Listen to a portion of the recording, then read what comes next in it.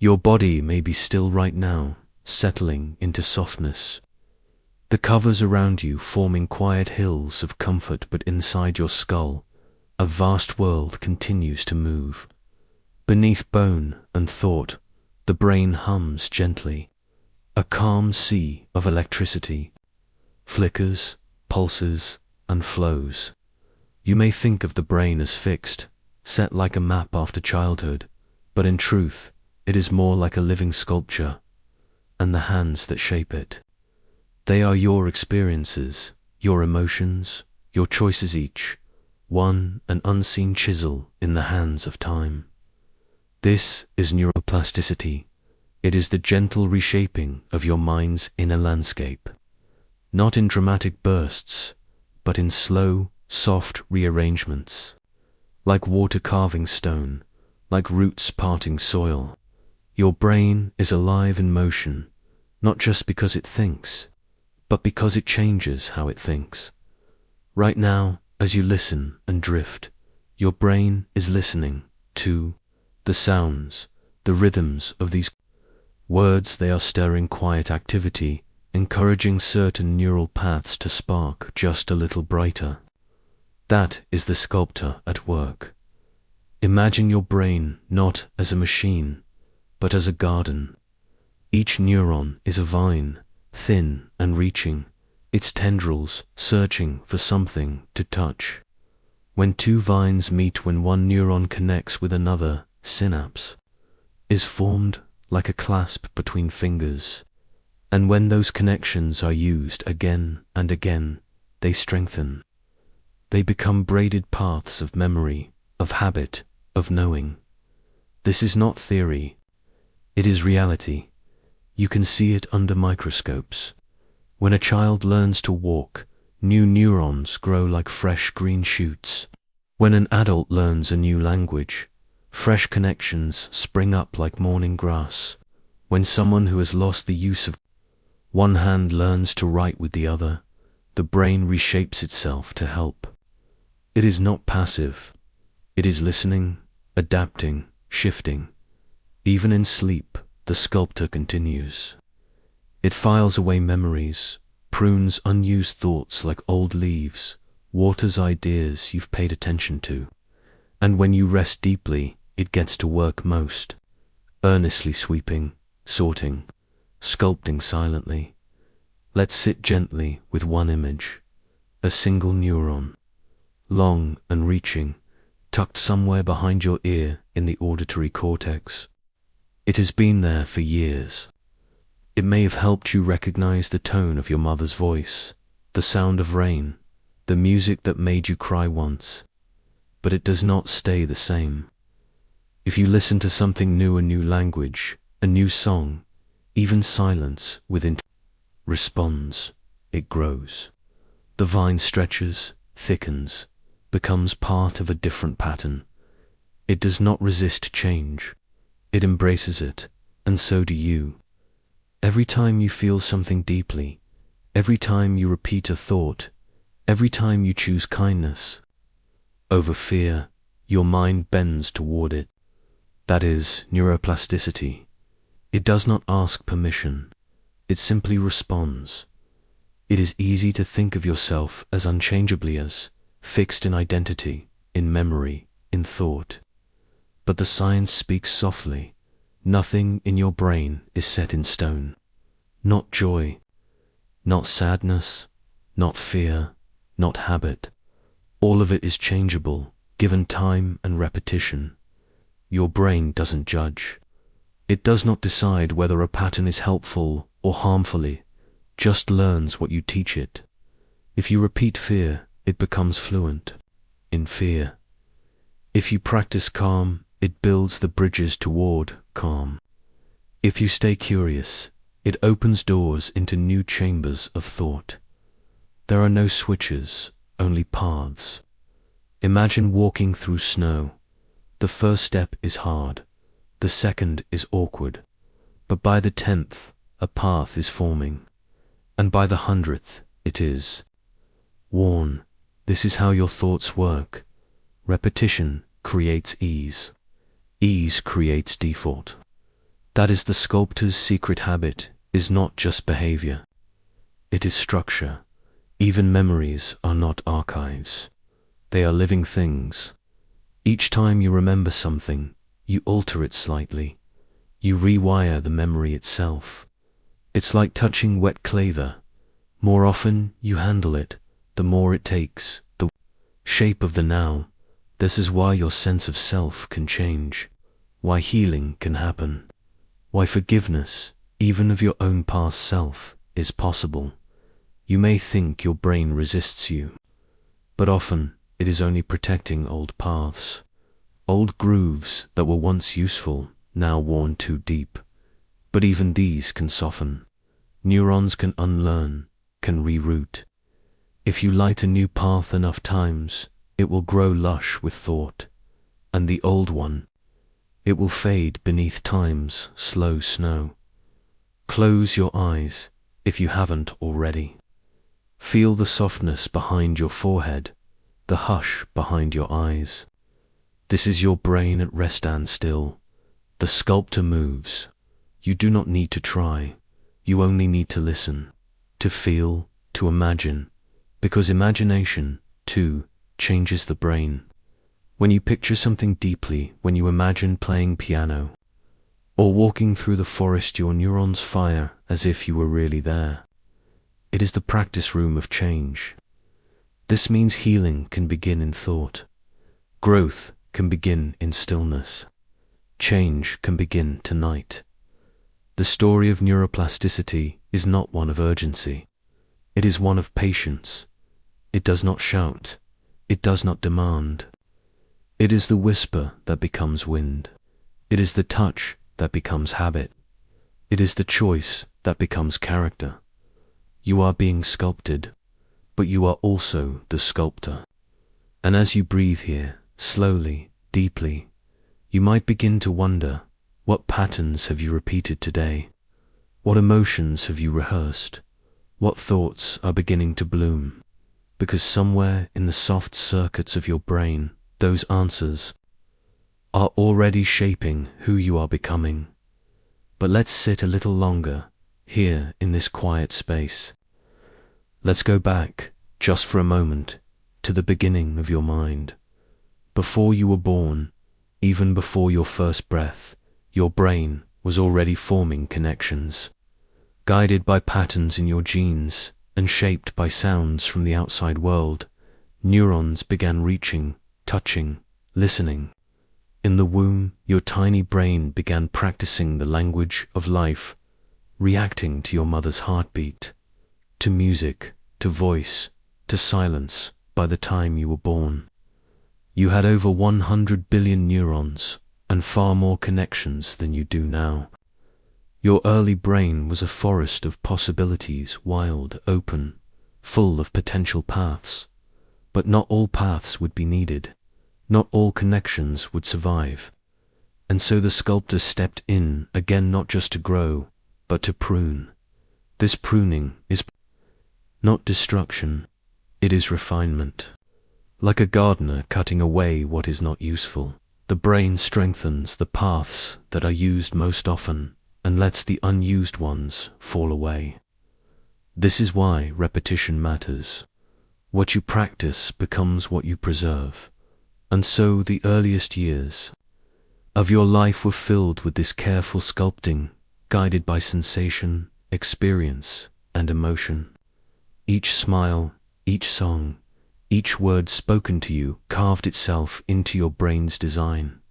You learned to walk not by understanding, but by failing, falling, trying again, repeating the motion until the neurons guiding your muscles and balance became confident in the rhythm.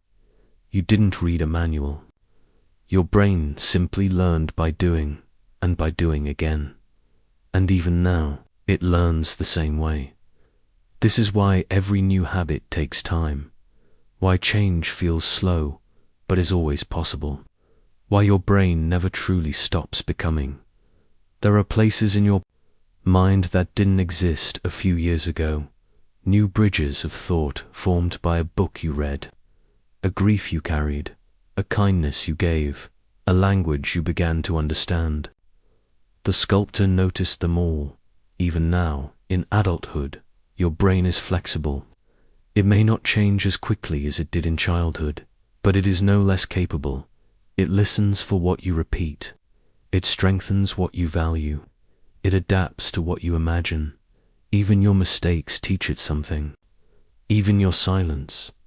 And this brings us to one of the great wonders of neuroplasticity. You can participate in your own reshaping. By becoming aware of your thoughts, just noticing them, gently you begin to choose which ones to feed, which paths to walk, which roots to water. This is not force, it is invitation. The brain does not demand intensity, it listens to consistency. Small, repeated acts of attention, little habits, a quiet decision to breathe deeply before speaking, a gentle effort to notice joy. The sculptor pays attention to what you practice not once, but often, and practice isn't always visible. Sometimes it's just a feeling you let yourself feel. Sometimes it's imagining peace when the world feels loud. Sometimes it's resting and allowing your mind to settle rather than spinning. Even in stillness, the brain is working. The sculptor does not sleep, and so tonight, as you drift toward rest, you might imagine your brain as a dimly lit studio. Inside it, the sculptor moves without words, quietly shaping the pathways of thought and memory. You do not need to direct it. You only need to allow it. Let each thought come and go. Let your breath rise and fall. Know that something deep within you is always growing, always listening, always changing. You are not finished. You are not fixed. You are a work in progress, a mind in motion, a self being sculpted by life and time. And tomorrow you will wake with a slightly different brain than the one you have now. Neurons that once fired separately will have moved closer. Ideas that once felt distant may feel nearer. Peace may find a slightly easier path in. This is not magic. This is biology. This is you. The silent sculptor never stops. And the more gently you work with it, the more beautifully it works with. You would so let yourself rest, now knowing that your brain is not idle. It is weaving experience into form. It is shaping who you will become. Your mind is a ballroom, not a grand, echoing space with marble floors, but a quiet, intricate one, softly lit, timeless, and within it dancers move. Billions of them, tiny, electric dancers, your neurons, gliding silently through the space of your brain. They do not wear shoes or follow music, but they have rhythm. They seek partners. They practice their steps. They move with intention and over time. With grace, this is how learning begins. A neuron sends a signal across a small gap to another neuron. That tiny space is called a synapse, a meeting place. At first, it may feel like a clumsy greeting. The signal might hesitate or be missed. But with repetition, something beautiful happens. The signal gets stronger. The connection becomes easier. The path becomes smoother. Like dancers who begin to know each other's movement, the neurons sync. This is called synaptic plasticity. And it is the delicate art behind every new thing you've ever learned. Every skill you've ever practiced. Tying your shoes, riding a bicycle, forming a sentence was once awkward. Your neurons stumbled, but you tried again and again, and in doing so, you invited the dance. At first the steps were unfamiliar. Your hand missed the loop in the shoelace. Your foot slipped. From the pedal, the words came out jumbled. But each time, the signal between neurons grew stronger. The dancers grew more confident. Now, many of those moves feel effortless. You don't think about walking, or brushing your teeth, or reading this sentence, because the dance has become automatic set to music your mind no longer needs to hear. But that doesn't mean the music stops. It simply changes.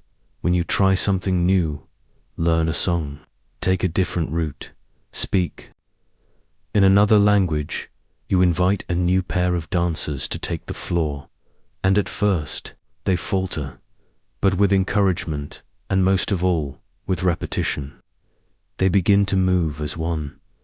This is how learning reshapes your brain, not in sudden leaps, but in subtle, repeated twirls. The first time you learn something is like hearing a melody for the first time. It is unfamiliar, a little abstract, but the second time, the third time, the fifth, your brain starts to recognize the rhythm, and when it recognizes, it remembers. Neurons that fire together, wire together. That's a phrase neuroscientists use. It means that when two neurons often activate in sequence, they begin to form a strong bond, like dancers who prefer to dance with each other again and again. And those bonds, those strong synaptic connections, are the foundations of memory, habit, and skill. Let's imagine something small. You reach for a cup of tea. You don't think about the weight of the cup, the angle of your wrist, the distance to your lips, but your brain does. It has rehearsed this dance so many times that it needs no conscious direction. The choreography is embedded in your cerebellum, the part of your brain that stores fine motor skills. But what about something new? What happens in your brain when you try something unfamiliar, say, learning to play a piano chord? First, the neurons involved in finger motion, sound recognition, and visual processing begin to fire in a pattern. The pattern is rough. It might even feel like noise. But if you try again, if you strike the same chord 10 times, 20 times, those neurons begin to align. They remember the sequence, they strengthen their signals, and with time, the awkwardness fades. Your hands find the keys, your ears recognize the sound. The music begins to flow. It is not just muscles that learn, it is the mind, and not in words, but in connection. This is the secret of mastery.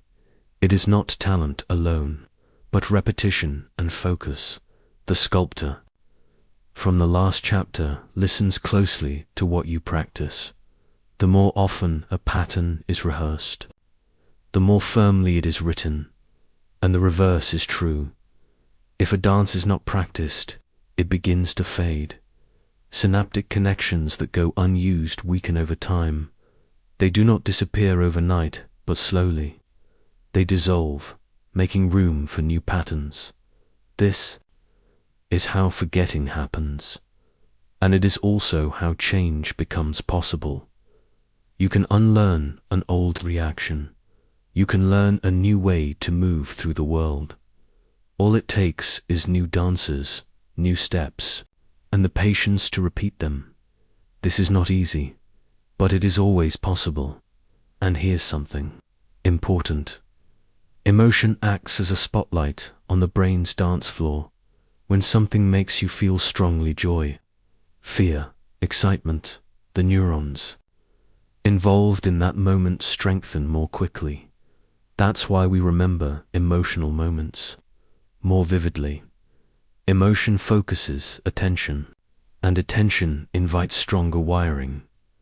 So, if you want to learn something deeply, attach it to feeling, a laugh, a moment of awe, a breath of calm.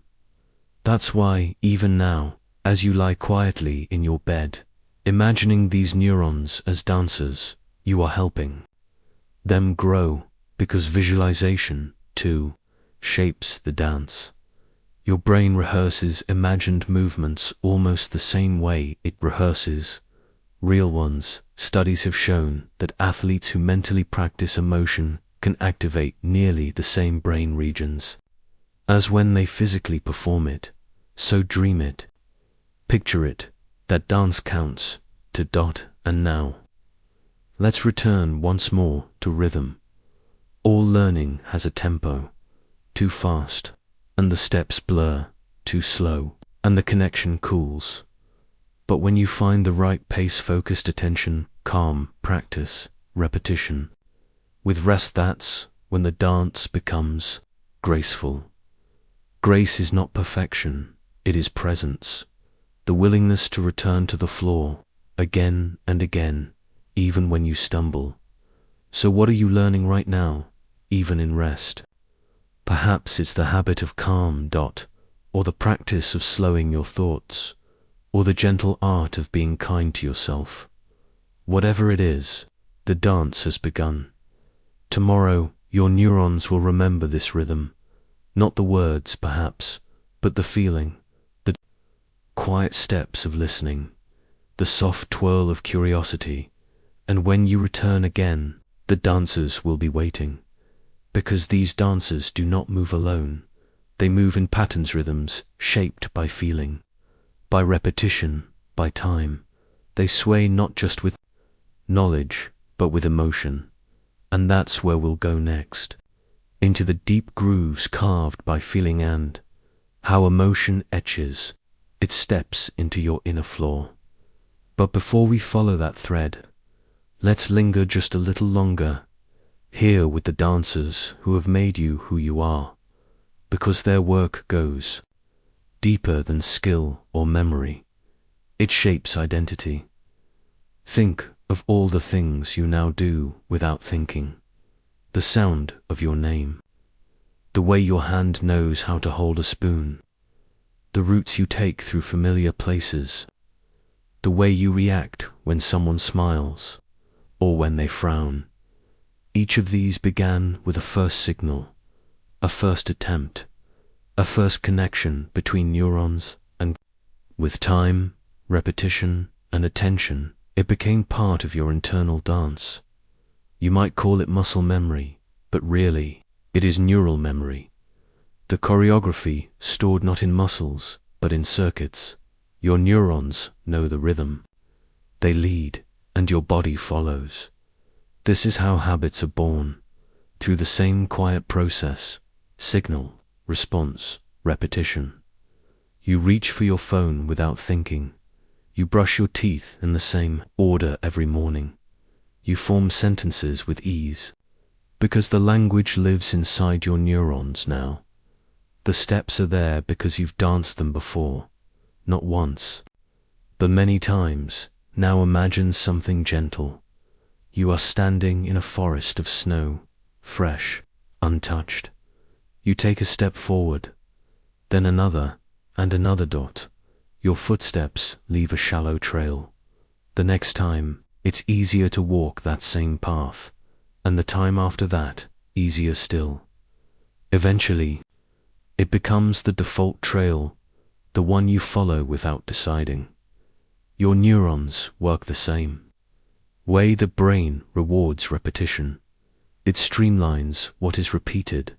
It makes those steps quicker, more efficient, more automatic. This is why your thoughts, too, can become habits, not just behaviors, but patterns of interpretation, like jumping to conclusions, or self-doubt, or hope, or curiosity. What you practice in your mind becomes your mind's preferred rhythm. But here lies something beautiful. Even deeply worn paths can be changed. It may take time, it may take gentle persistence, but with each new step, each new response, you invite a different choreography, and your neurons notice. They begin to fire in new ways. They begin to rewire, not by force, but by familiarity, not by pressure, but by practice. So, if there is a way of thinking or feeling you wish to change, you don't need to break the old path. You only need to build a new one and walk it slowly, again and again, until your brain begins to recognize its rhythm. This is the secret of neuroplasticity. It never asks you to erase yourself. It only asks that you repeat what you want to become, and with time, the dancers will learn the new steps. They will find their partners, they will follow the music you give them. All of this is happening inside you. Every day, every night, even now, in the hush before sleep. So let the dance continue. Let your neurons move gently with each breath. Let your thoughts be kind and slow. Let your mind be a place of patience. And as you drift now, know that every quiet repetition is building something real. A pathway, a memory, a rhythm that you will carry forward into tomorrow. You do not need to do anything but rest. Your mind remembers, it always does. And tomorrow, when your foot follows a familiar path, or your hand moves without thought, or your heart feels a moment of ease where once there was strain, you'll know. The dance continues, and the trails you walk each day begin with the steps you take tonight. You find yourself in a quiet forest. The trees around you stand tall, ancient, and watchful. Their leaves whisper above, catching winds like passing thoughts. Beneath your feet, the earth is soft, trodden, and familiar. There's a path here, not paved, not planned, but clearly marked. Someone has walked it many times before. That someone is you. Every morning, you rise and place your feet on the same ground. You stretch, breathe, and begin to move along invisible lines. Thoughts that arrive without invitation. Patterns of reaction that repeat without question. These too are trails worn gently into the fabric of your mind. The science has a word for it. Habit. In the deep hush of your neural forest, tiny travelers are always moving. Electrical signals dancing down branching axons, whispering to dendrites, flickering like fireflies across synapses. The more a signal passes down a certain path, the easier it flows the next time. Just like a forest trail, the first steps are awkward and slow. But repetition wears a groove. The brush bends, the root smooth, the path becomes natural. This is neuroplasticity, not a magic trick, but a rhythm, not a judgment, but a response. Your brain does not ask why you walk a certain way.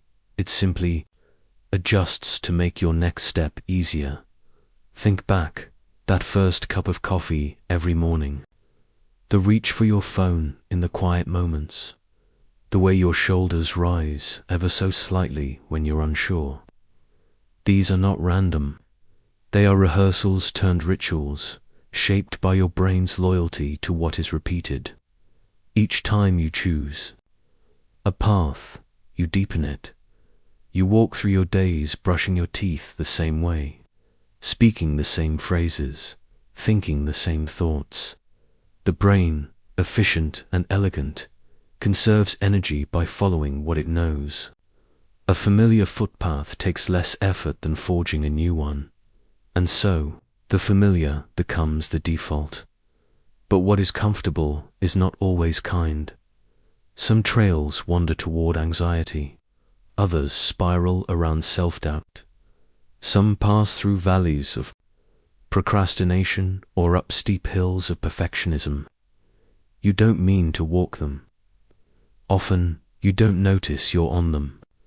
But the feet of your mind know where to land, and they follow. Here's a truth, both gentle and powerful. Every habit, good or bad, is a map of where your attention has lingered, and that map can change. Neuroplasticity means your brain is not fixed. It is fluid, a soft, intelligent clay, always reshaping itself to reflect how you live. You are the sculptor, or perhaps more accurately, the gardener. The forest listens, but change does not arrive with a storm. It comes with a step. Let's return to the forest again, You're standing at a fork. One trail is worn smooth. You've walked it many times. It curves predictably, feels like home. The other trail is faint, almost hidden. The underbrush is thick, and each step takes effort. But there's something in it that calls you.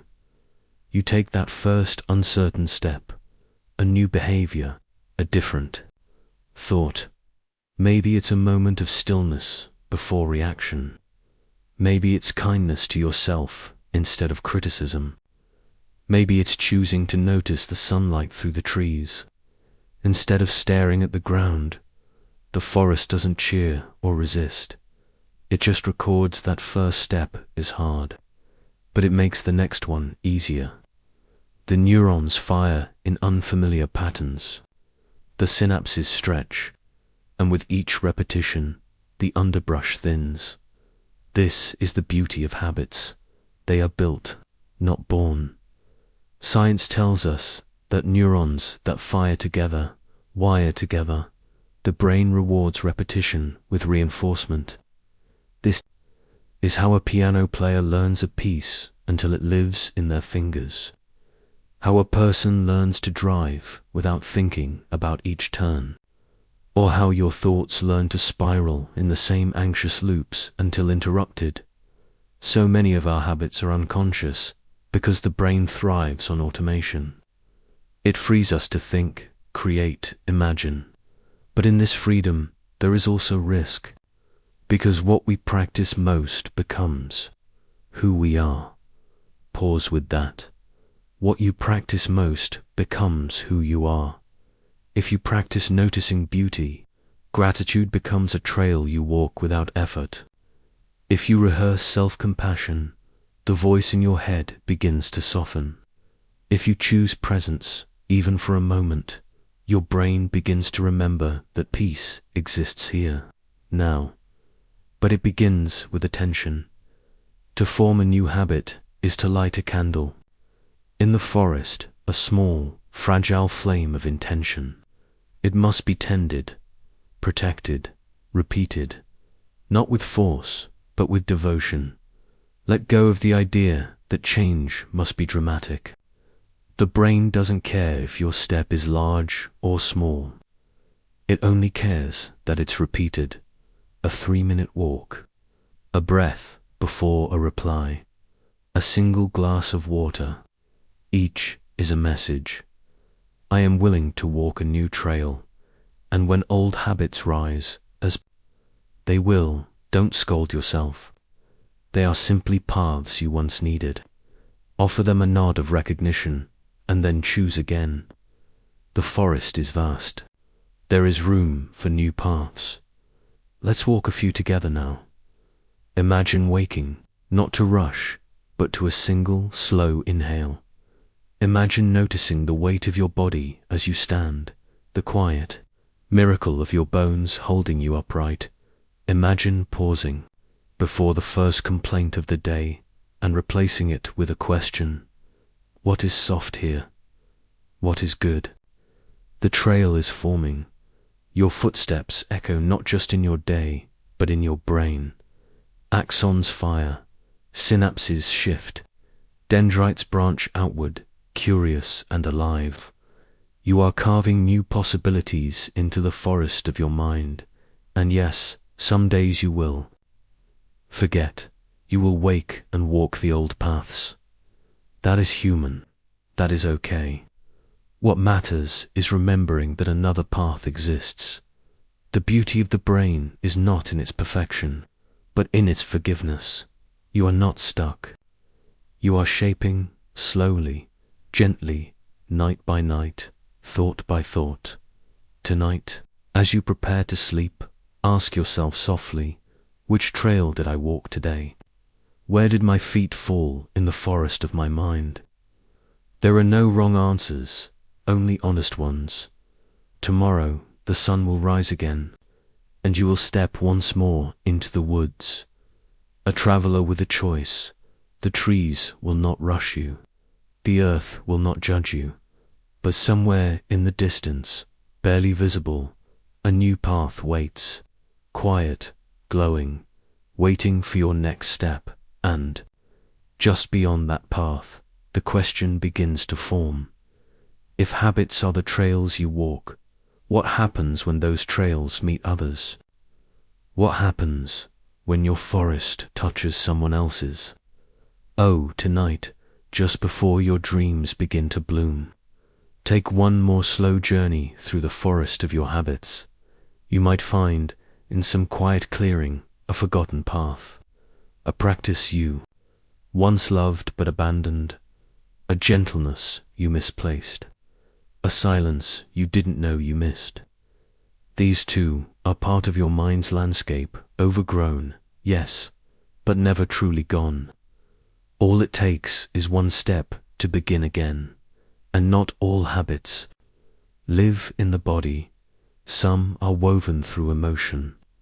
The way you react when someone disappoints you, the armor you wear when things get uncertain, the story you tell yourself about your worth. These, too, are rehearsed. These, too, can be reshaped. Scientists once believed that the adult brain was set like hardened clay, a finished sculpture. But now we know the truth. It's more like a living forest, always shifting, growing, pruning, reaching. This is the gift of neuroplasticity. The story is never final, and so the smallest act, like pausing for a breath or offering a kind word, becomes more than a moment. It becomes a blueprint, a direction, a trailhead. The forest does not rush you. Change does not demand perfection, only presence. With enough steps, what was once unfamiliar becomes ease. The habit becomes your second skin. Like the wind that learns the shape of the trees, your brain learns the shape of your choices, and beneath it all, your mind listens. It notices where you place your attention. It reflects what you rehearse. So tonight, just before sleep takes, you fully offer your brain a final signal. I am still walking. I am still shaping. I am still free to choose another trail. And somewhere in the quiet distance, just beyond the edge of your forest, another presence stirs, a reflection, a resonance, a silent witness. What if your footsteps are not just your own?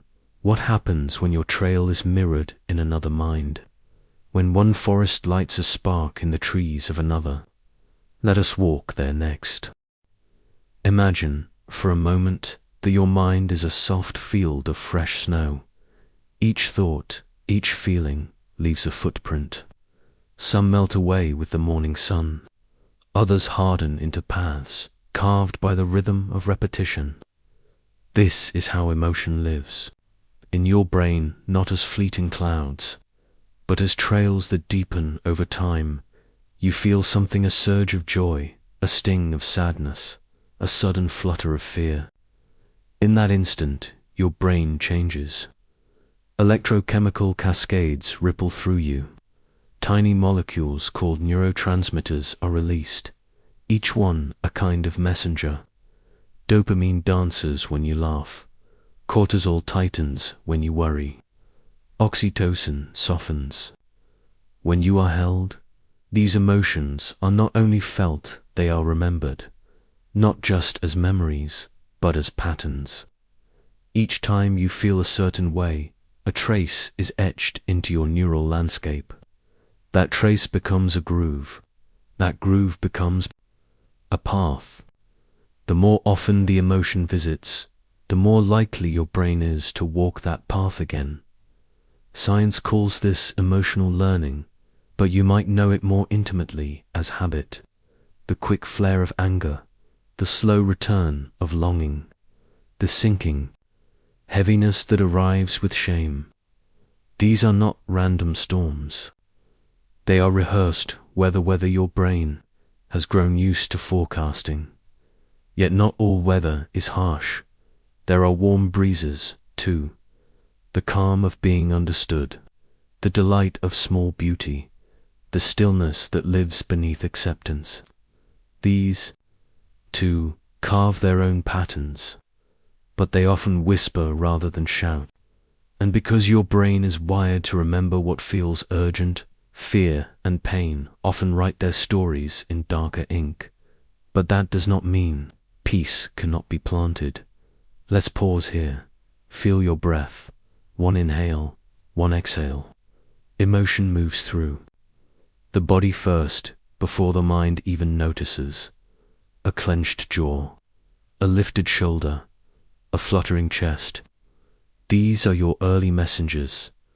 Emotions live in your body like weather lives in the sky, passing, circling, sometimes returning with force, but they are not permanent. They are wind, not stone. Still, the paths they leave can harden. This is why a single experience, a heartbreak, a moment of safety, a loss, a triumph can change the shape of your brain. Functional MRI scans show that emotional experiences light up entire networks. The amygdala, the hippocampus, the prefrontal cortex all engaged, all responding. Your brain is not watching feelings pass by. It is participating in them, shaping itself around them. That's why what you feel repeatedly becomes easier to feel again. If anxiety has visited you often, your brain learns its shape. It learns how to expect it. It even learns how to recreate it. But the same is true of calm, of contentment, of awe. With practice, those states can become familiar terrain. They too can etch grooves. So how do we shape emotional terrain more gently? Begin with noticing. The next time a feeling rises, pause. Name it, not to fix it, but to recognize it. This is sadness. This is fear. This is joy. In that moment, your brain does something remarkable. The act of naming engages your prefrontal cortex, allowing the emotional surge to be observed rather than simply reacted to. Like a lantern lit inside a cave, awareness softens the shadows, then return to the body. Where do you feel the emotion? What does it want to do? Tension is not the enemy. It is information. Each breath you take in response is like a new step in fresh snow. A new pattern is forming. Imagine planting a peaceful memory like a seed. Picture a moment you felt truly safe. Perhaps someone's voice, the scent of home, the silence of trees. Let it fill your senses. Hold it not as nostalgia, but as nourishment. Each time you return to this moment, you strengthen its neural pathway. It becomes more accessible. It becomes part of your inner landscape. This is not denial of pain. It is an expansion of possibility. Your emotional brain is like a garden. What you water grows. What you return to becomes familiar. What you practice becomes easier to find again. So when fear rises, you can greet it, but also remember that calm exists. When anger burns, you can name it, but also know that gentleness has its own gravity. The science behind this is profound and simple. Repeated emotional states change the density and connectivity of brain structures. Meditation, gratitude, even deliberate smiling all have been shown to change activity in emotional circuits over time. You are not faking peace. You are practicing it. You are not avoiding the storm. You are building shelter. Think of a well-loved trail in the woods. At first, it was hard to see. Then someone walked it, and walked it again, and again. Now it leads with ease. Emotional habits form just like this. A repeated kindness. A choice not to ruminate. A habit of remembering what is still good. In this way, joy is not only a visitor, becomes a resident. The emotion you feed most often does not merely live in your brain. It becomes part of the landscape. Tonight, you can shape that landscape, even In your dreams, your emotional brain continues to process. It files, prunes, rewires. Sleep is not an escape, it is a sculptor working in silence. You may dream of things that make no sense, but your brain is stitching emotion into meaning, tension into release. You wake not as the same person, but as someone slightly softened, slightly reshaped. This is the quiet miracle of neuroplasticity. Even while you rest, your brain keeps walking. It walks the paths of feeling. It strengthens what you have visited. It prepares you for what you will meet again. So let it walk toward gentleness. Let it remember the light. You are not a prisoner. Of your emotions you are their traveler, their teacher, their witness. When sorrow arrives, greet it kindly. Ask what it's trying to teach. When joy arrives, let it linger longer than usual. Let it echo, let it carve. You are always shaping the terrain. Not by force, but by attention. Not by perfection, but by return. Again and again and again in time. The map changes. The place where fear once flared becomes a resting place. The cliff of anger softens to a hill. The echo of past hurt fades, replaced by a quiet knowing. I survived. I am still shaping tonight. As you lie still, feel the warmth of your own breath. Feel the weight of your body held by the bed, by the floor, by the earth. Know that this too is an emotional message. Safety, softness, presence. Your mind is listening. The forest is listening. The snow waits for your next step. And just as one emotion begins to settle, another begins to form, not just inside you, but in someone near. Another nervous system tuned to yours. What if your feelings echo in another's brain? What happens when emotion becomes shared? Even the emotions you do not fully understand, those blurry, mixed-up feelings that arrive at dusk or in the quiet before sleep, are shaping you. They may not speak clearly, but they still leave their traces. The brain is always listening, even when the conscious mind can't find the words. That ache behind your chest when you remember something lost. The flicker of pride when no one's watching. The warmth that rises just from someone remembering your name. Each of these leaves behind more than memory. It builds a traceable trailer connection between neurons that strengthens with each return. Sometimes emotions echo longer than we expect. You might think you've left sadness behind, only to feel its quiet hands days later. This too is natural. Emotions are not files we close. They are waves we ride. Some waves are short and soft. Others crash and repeat. Your only task is to stay afloat, to feel them, and to know they pass. And here's something even more miraculous.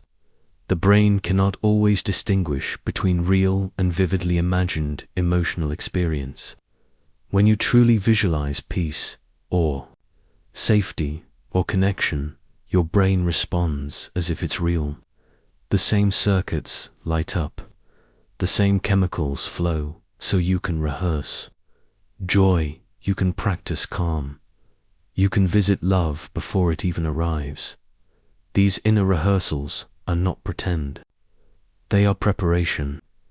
They make the emotional grooves more accessible when life becomes hard. Think of them as bridges to return to when storms come. You don't have to feel at peace all the time. You only need to remember that the path exists, and just as emotions etch your own brain, your emotions also reach beyond you. You felt it before, how someone else's anger tenses your own body, how laughter becomes contagious, how one person's calmness settles a whole room. This is not coincidence. This is biology. Your emotional states are not sealed inside you. they ripple outward. The brain is social. It's wired to feel others. Mirror neurons fire when you see someone else smile, cry, wince, or dance. Their joy becomes yours. Their fear, too. The grooves of your emotional life are shaped not only by your feelings, but by the feelings you witness, absorb, and echo. What you feel helps shape the people near you, and what they feel shapes you.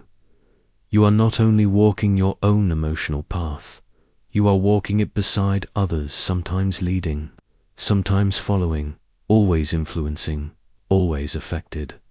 And so, we arrive at the next question.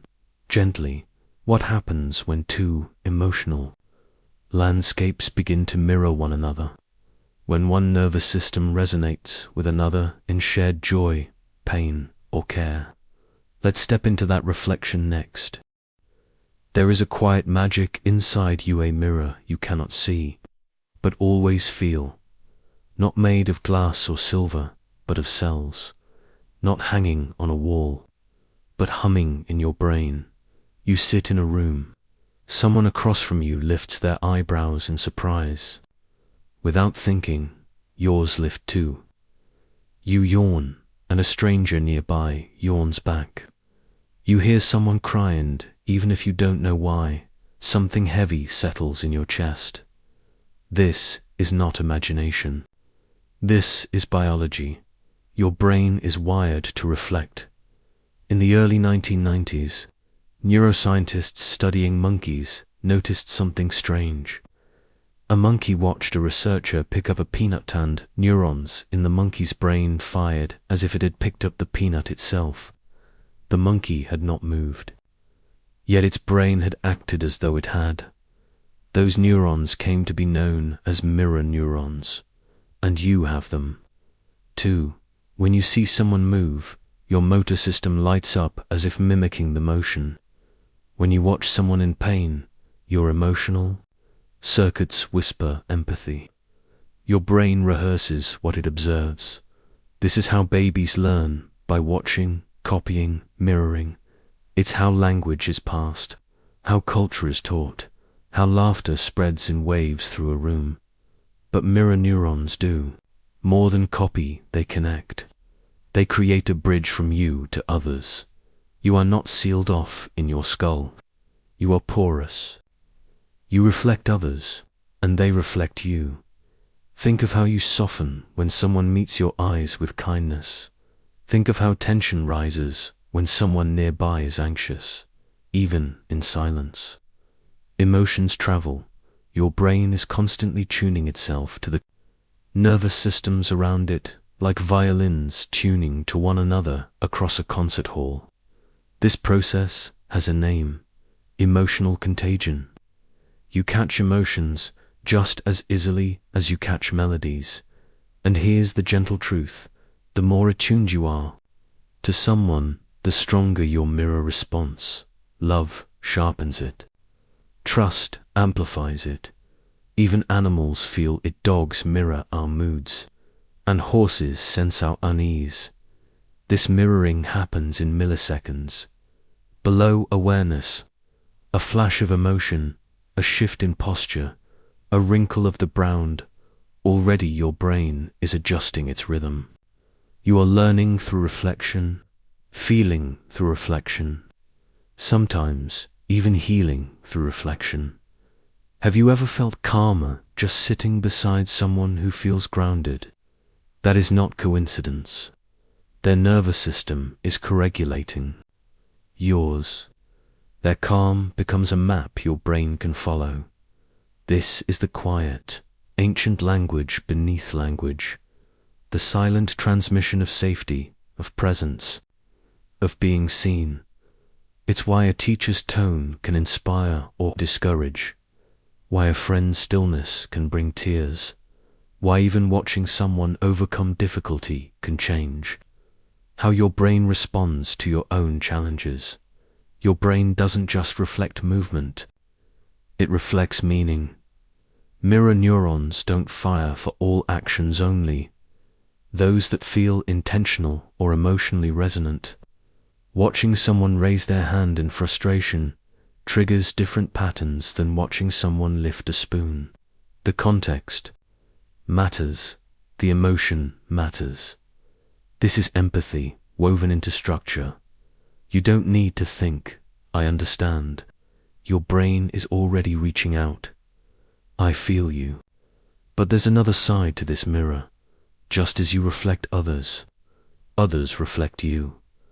When you speak with warmth, someone's body may relax. When you share a story with vulnerability, someone else's mirror neurons may awaken old memories within them. What you show the world doesn't vanish, it echoes. Even in silence, you are shaping the emotional landscapes of those around you. So now, the question becomes, what kind of reflection are you offering? The world mirrors your face more than your words. Your stillness may calm a child before you even speak. Your stress may ripple through a room before you're even aware of it. It's not about perfection. It's about presence. You are a mirror with agency. You cannot control others, but you can choose what you reflect. Choose to slow down, and others may breathe more deeply. Choose gentleness, and the sharpness in a room may soften. Choose kindness, and you become a lighthouse in another's fog. Even digital spaces carry reflections. A video of kindness can uplift a stranger. A story of courage can awaken strength. A voice, even recorded, can calm a restless mind. We are mirrors, lawless and always reflecting, and yet mirrors need light to reflect anything at all. So let's pause again. Breathe slowly, in and out. Imagine that you are not alone in this moment. Somewhere, someone is breathing too. Someone you love, someone you've never met. Their mirror neurons are shaped, even partly, by the way you move through the world. Their mind carries echoes of other minds, yours among them.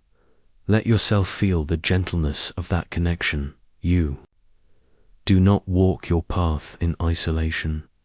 Even your small, silent kindnesses leave neural footprints in others. So what happens when a child grows up, surrounded by care?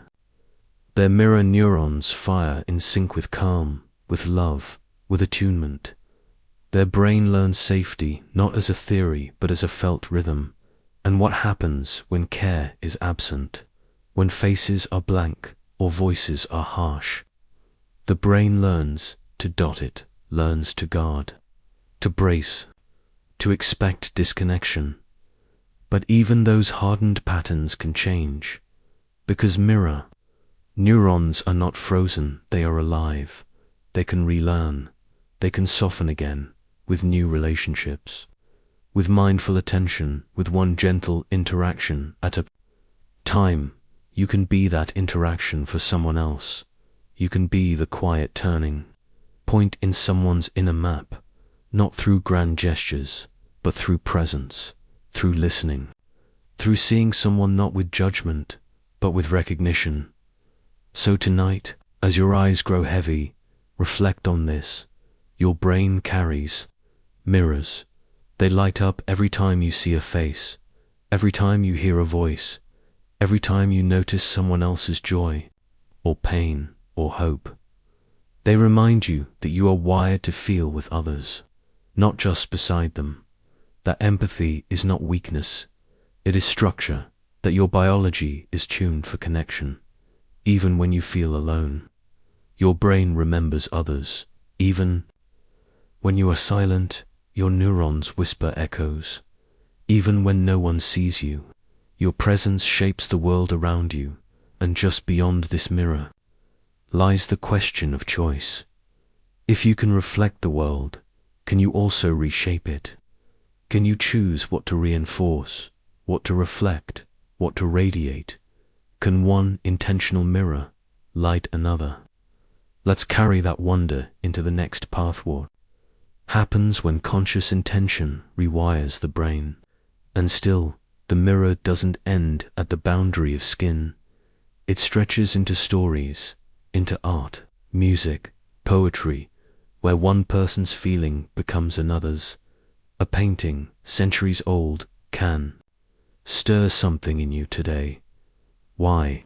Because your brain mirrors the emotion behind the brushstroke. You feel it. You internalize it. And in that moment, the artist's world becomes yours. This is the exquisite reach of mirror neurons. They allow you to feel with not just about another being. You are not only an observer, you are a participant in the emotional lives around you. When you read a novel and weep for a fictional character, your brain is not pretending, it's practicing. It's mapping the emotional terrain of others, so you can navigate your own. Even daydreams use this system. When you imagine yourself succeeding, comforting someone, being loved, you light up the same regions that would fire if it were real, and those moments build muscle, not of bone, but of empathy, of resilience, of compassion. So tonight, consider this. If you can mirror someone else's sorrow, you can also mirror their healing. If you can catch someone's anger, you can also absorb their joy.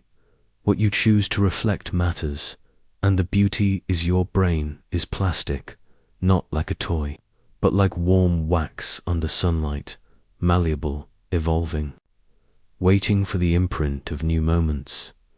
So even if the past shaped your reflection with shadows, the present can reshape it with light.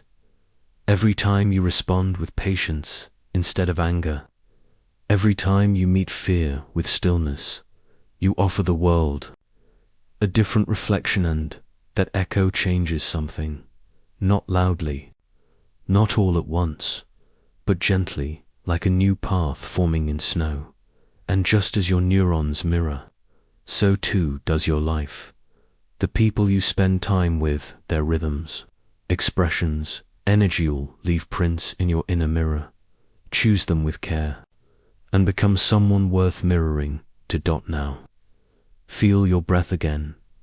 You've traveled far in this chapter across invisible bridges of empathy and light. Let your body rest. Let your mind soften and wander as your thoughts begin to blur into dreams. If my brain reflects the world, can it also redesign it, one intention at a time? But healing is not just the fading of pain, it is the building of something new in its place. You might think healing means going back, restoring what was, but the brain doesn't go backward. It always moves forward, even when retracing old paths. Recovery is not return, it is redirection. The wound becomes part of the story, but no longer the title. And when the wound speaks less often, you start to hear other voices more clearly. The hush of evening, the laugh of someone you love, the quiet courage that says, "I'm still here." Tiny signals, once drowned out by pain, begin to glow. This is how the brain shifts, not in giant leaps, but in these quiet reweavings. A new connection, a dimmed reflex, a softer thought. Sometimes the transformation is invisible, even to you, but it happens all the same deep inside the folds of your cortex, where billions of neurons listen and learn with each passing day. You are not broken, you are becoming. There's a word in neuroscience, neurogenesis, the birth of new neurons. Even in adulthood, even in pain, the brain continues to grow. New cells, new dendrites, new synapses forming like stars being born in the dark. And those stars don't only shine where the old ones faded. They appear in new constellations, maps you haven't traveled yet, places shaped not by suffering, but by what you choose next. Maybe you choose stillness, maybe you choose curiosity, maybe tonight you simply choose rest. All of it reshapes you, and as your eyes close, you feel it. Not an ending, but a gentle beginning. A space widening inside you, where pain once lived, but where now something else begins to bloom. A soft question rises with your breath. What else can I become? Now that I know I can change. Darkness settles like a soft blanket around you. The day has finally exhaled, and now, so do you. Your breath slows. The world outside dims, then fades, and somewhere between that last conscious thought and the quiet pull of sleep, your brain begins its quiet masterpiece. You might think sleep is a pause, a stillness, a turning down of the mind's great engines. But in truth, it's a hidden garden that comes alive only in moonlight. While you lie still, your brain begins to move, not with rush or noise, but with a rhythmic, internal gardening to the soil of your mind. Your neurons, those silent messengers, begin their midnight dance. Connections that flared brightly during the day now soften. Some are gently trimmed, pruned like overgrown branches.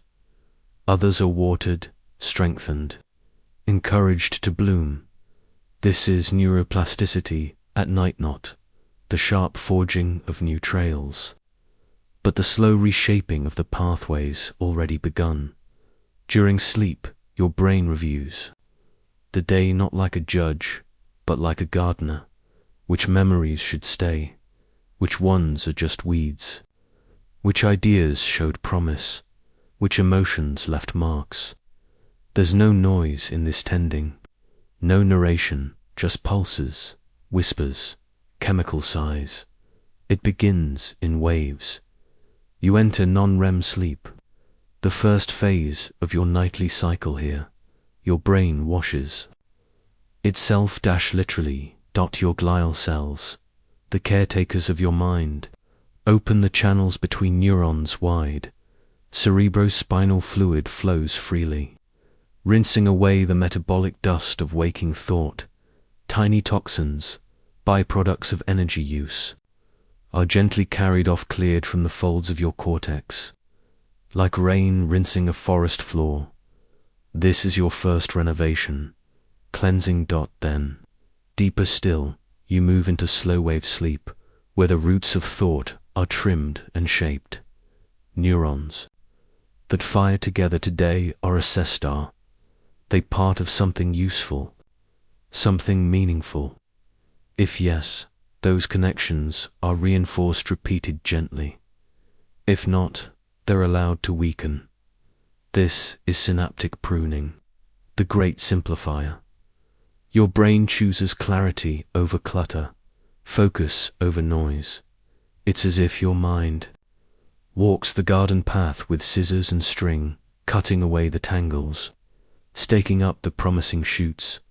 You don't feel this, but in the morning, you'll find that some thoughts are easier, some skills sharper, some feelings quieter. Sleep doesn't erase, it refines. And then comes REM, sleep rapid, eye movement, the dreaming phase, when the brain flickers like a candle in wind. Here, the garden becomes something else entirely. Now the gardener becomes the dreamer. Your limbic system, the seat of emotion, hums with activity. The visual centers light up, though your eyes remain closed. Your muscles rest in near paralysis, but inside, your mind roams through places it has never seen. Why do we dream? No one knows entirely, but some believe it is rehearsal.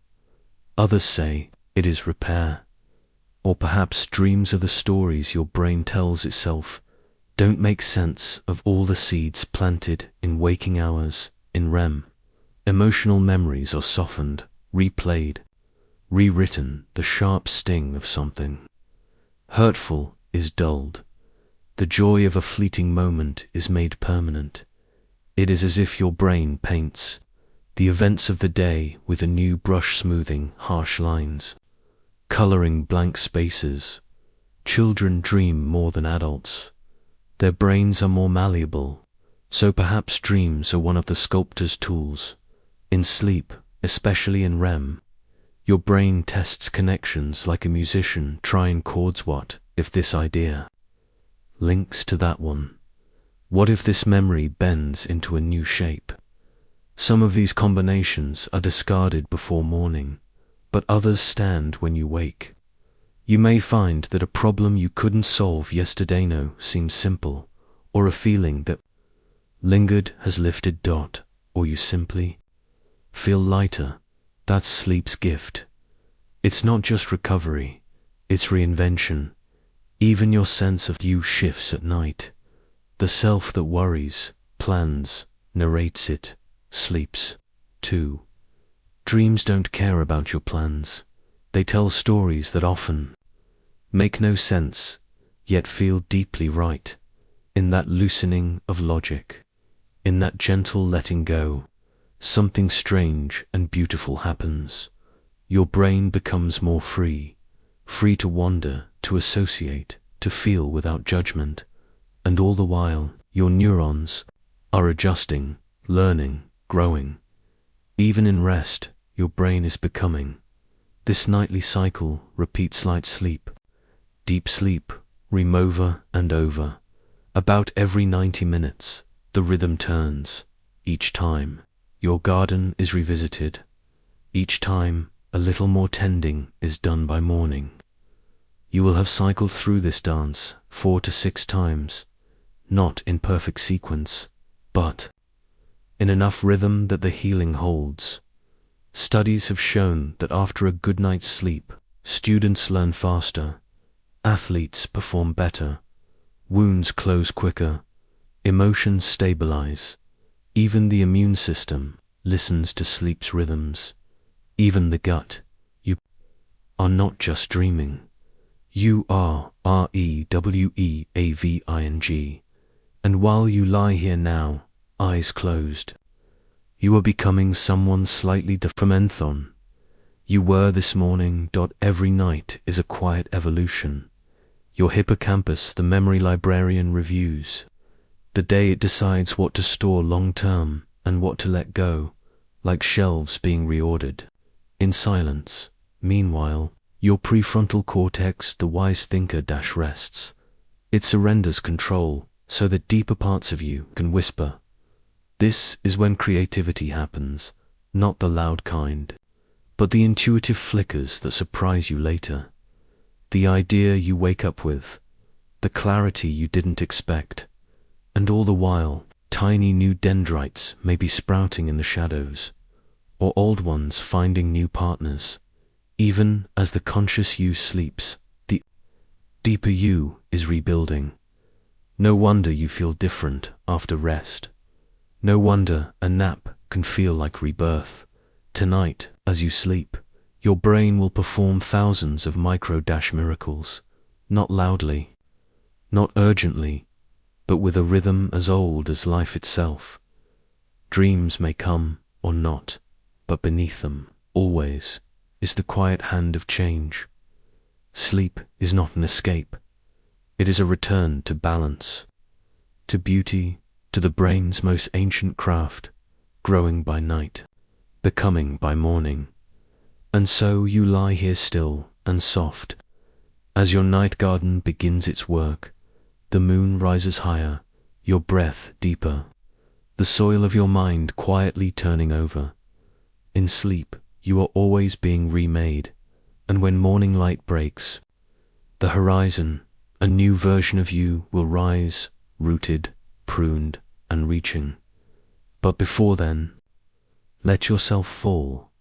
Fall gently. Fall fully. Let your brain do what it has always known how to do. Let sleep be the sculptor's studio. Let your mind grow by moonlight. And yet, what sleep truly offers isn't just restoration, it's memory reborn. You may think of memory as a static archive, rows of dusty files in your mind, but that's far from the truth. In sleep, memories are not stored like books on a shelf.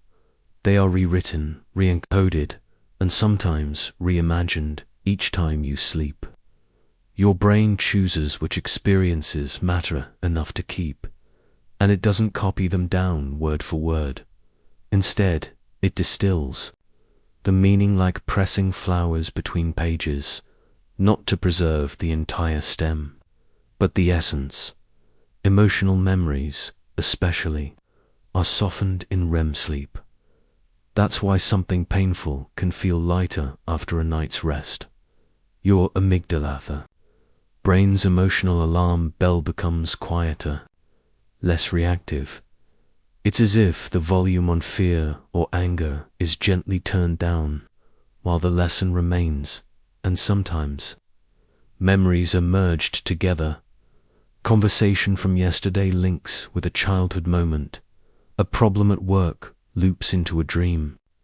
About flying, this isn't error, it's creativity. Your brain is finding patterns that waking logic misses. It's building new scaffolding for thoughts to climb. Think of your dreams not just as stories, but as neural experiments. What if this idea lived next to that feeling? What if this sound belonged to that color? Even the strange ones matter, even the fleeting ones, because each one leaves a soft fingerprint on your wiring, and in the morning, you may find you understand something you didn't know you were even trying to learn. In this way, sleep is the secret half of memory, not the part that records, but the part that refines. So as your eyes close again, as your body fully surrenders to rest, remember, you are not just dreaming, you are rebuilding your story. And tomorrow, that story will feel a little clearer, a little truer, a little more yours, because the brain you wake up with will not be the exact same one that fell asleep. Sleep is slow alchemy. It turns the raw metal of experience into the quiet gold of understanding. And in that dream-laced silence, a question lingers, soft as fog. If memory changes every night, what does it really mean to remember? There is a quiet magic in learning one that doesn't shout, but hums softly beneath the surface of your everyday thoughts. It starts with a question or a spark of wonder, a new word, a curious sound, the shape of a dance step, the logic of a chess move, even before you fully understand it. Your brain begins to shift. You don't feel it, not at first, but deep inside. Cells whisper to one another. Axons extend like roots searching for water. Dendrites fan out, reaching for connection, and when two neurons fire together enough times consistently, patiently they create a bond, a synapse, a path carved through the forest of your mind. Every time you learn something new, that forest changes. Old paths fade. New ones grow. It's not metaphorical, biological. Learning changes your physical self. This ability doesn't disappear with age. You've been told that. Young minds are sponges, and they are.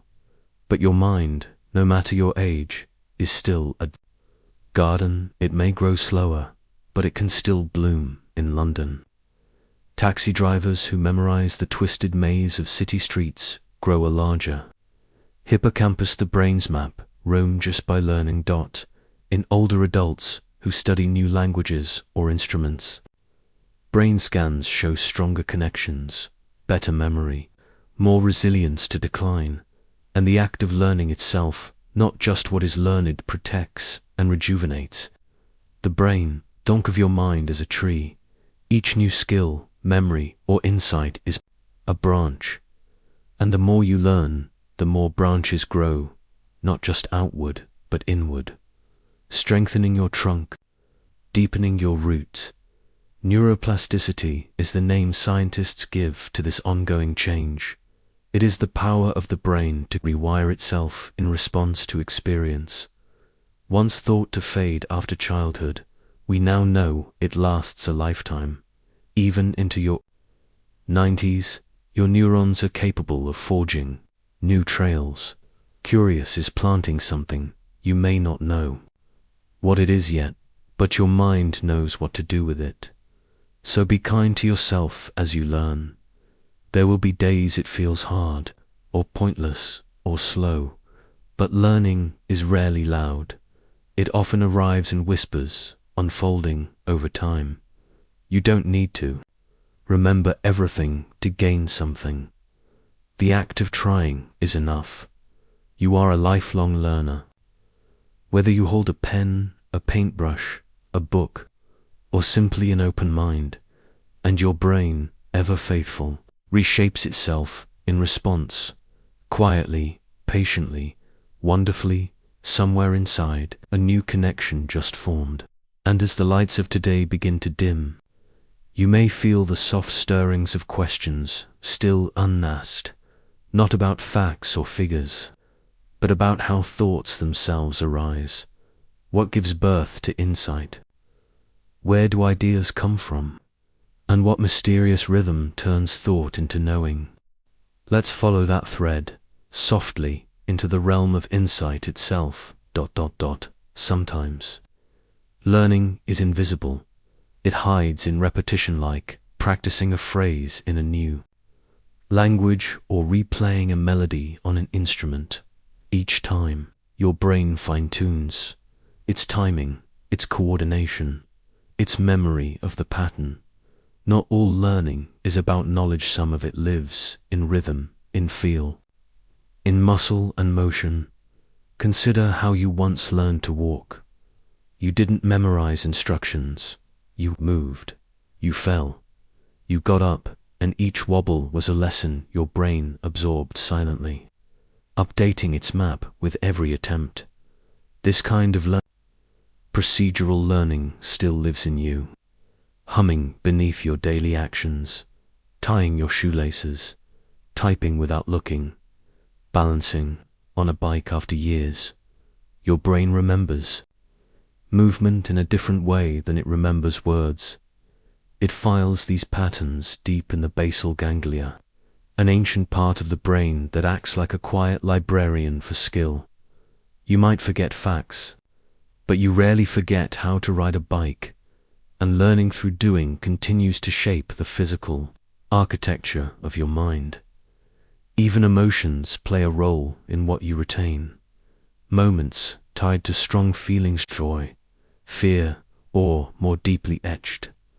That's because the amygdala, the brain's emotional sentinel, tags these moments with urgency. This matters, it says. Remember this. That's why lessons tied to stories linger. Why experiences shape you more than lectures. Why learning that touches the heart stays rooted in the mind. And then there's unlearning, often the hidden twin of learning. To grow, you sometimes have to let go. Outdated beliefs, worn-out habits, false assumptions. The brain is not just an addition machine. It also edits, prunes, renews. This too is learning, a wisdom that arrives not from gaining more, but from releasing what no longer serves. So when you pause to reflect, to reframe, to reconsider your learning, when you forgive yourself for a mistake and try again your learning, when you notice a small shift in how you see the world, that too is learning.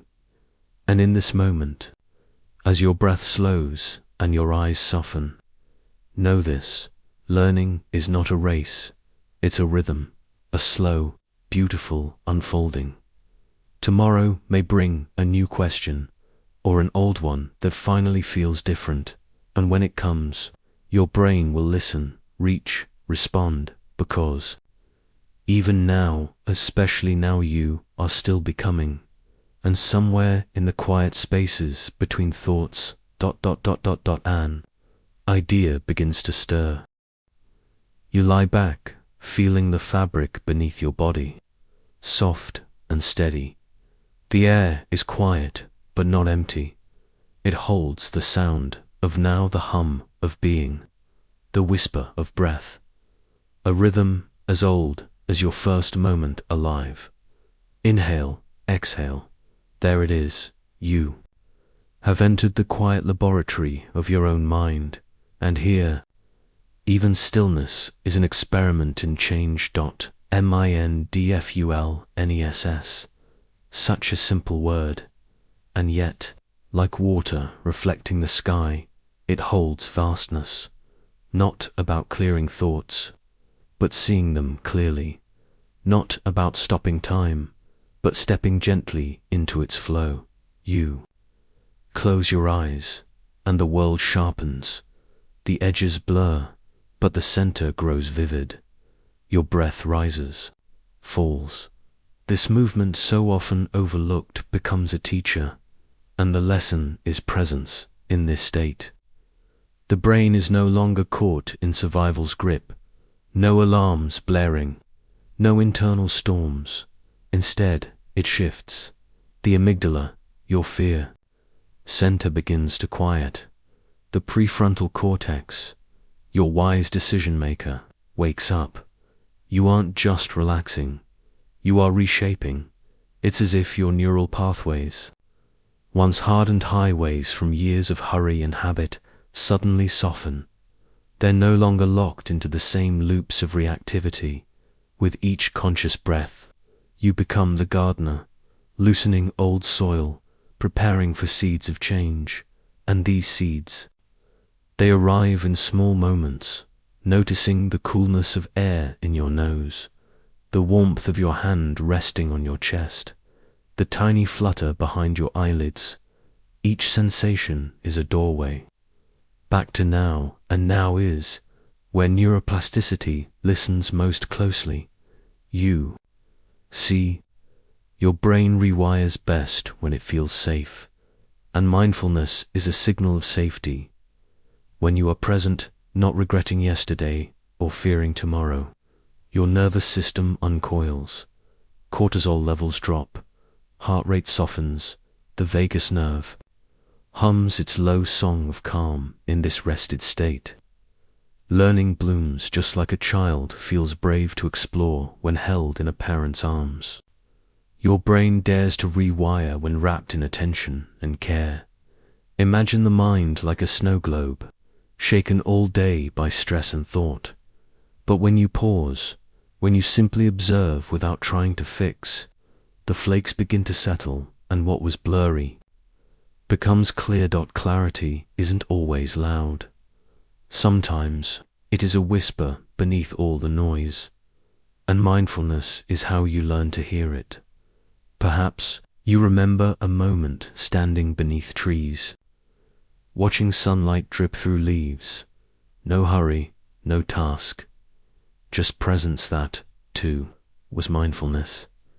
Even if you didn't name it then, it's not about posture or incense. It's about attention to the ordinary, to the weight of your feet on the ground, to the pulse in your wrist, to the rise and fall of your chest, to the thought that comes and goes. Every time your mind drifts and you bring it gently back, you are strengthening a muscle, not of willpower, but of awareness. Neurons fire and wire with each return, and with time, the path back to peace becomes well-trodden. Less effort, more ease. Science sees it. 2. Brains of long-term meditators show thicker cortices, regions linked with attention, memory, and compassion. The default mode network, that chatterbox of the mind, quiets, focus, sharpens, emotion regulation deepens. But the real gift, you become a witness, not pulled by every storm, but seated in the eye of it. This doesn't mean you won't feel pain. It means you can hold pain gently, without it holding you. And there is power in that. The power to pause before reacting, to choose response over reflex, to offer kindness to yourself first, then outward. It begins small, a breath, a moment of noticing before scrolling, a choice to feel rather than flee. These micro moments are not small at all. They are the sculptors of your future mind, and just like any craft, it's not about perfection, it's about practice and patience and presence.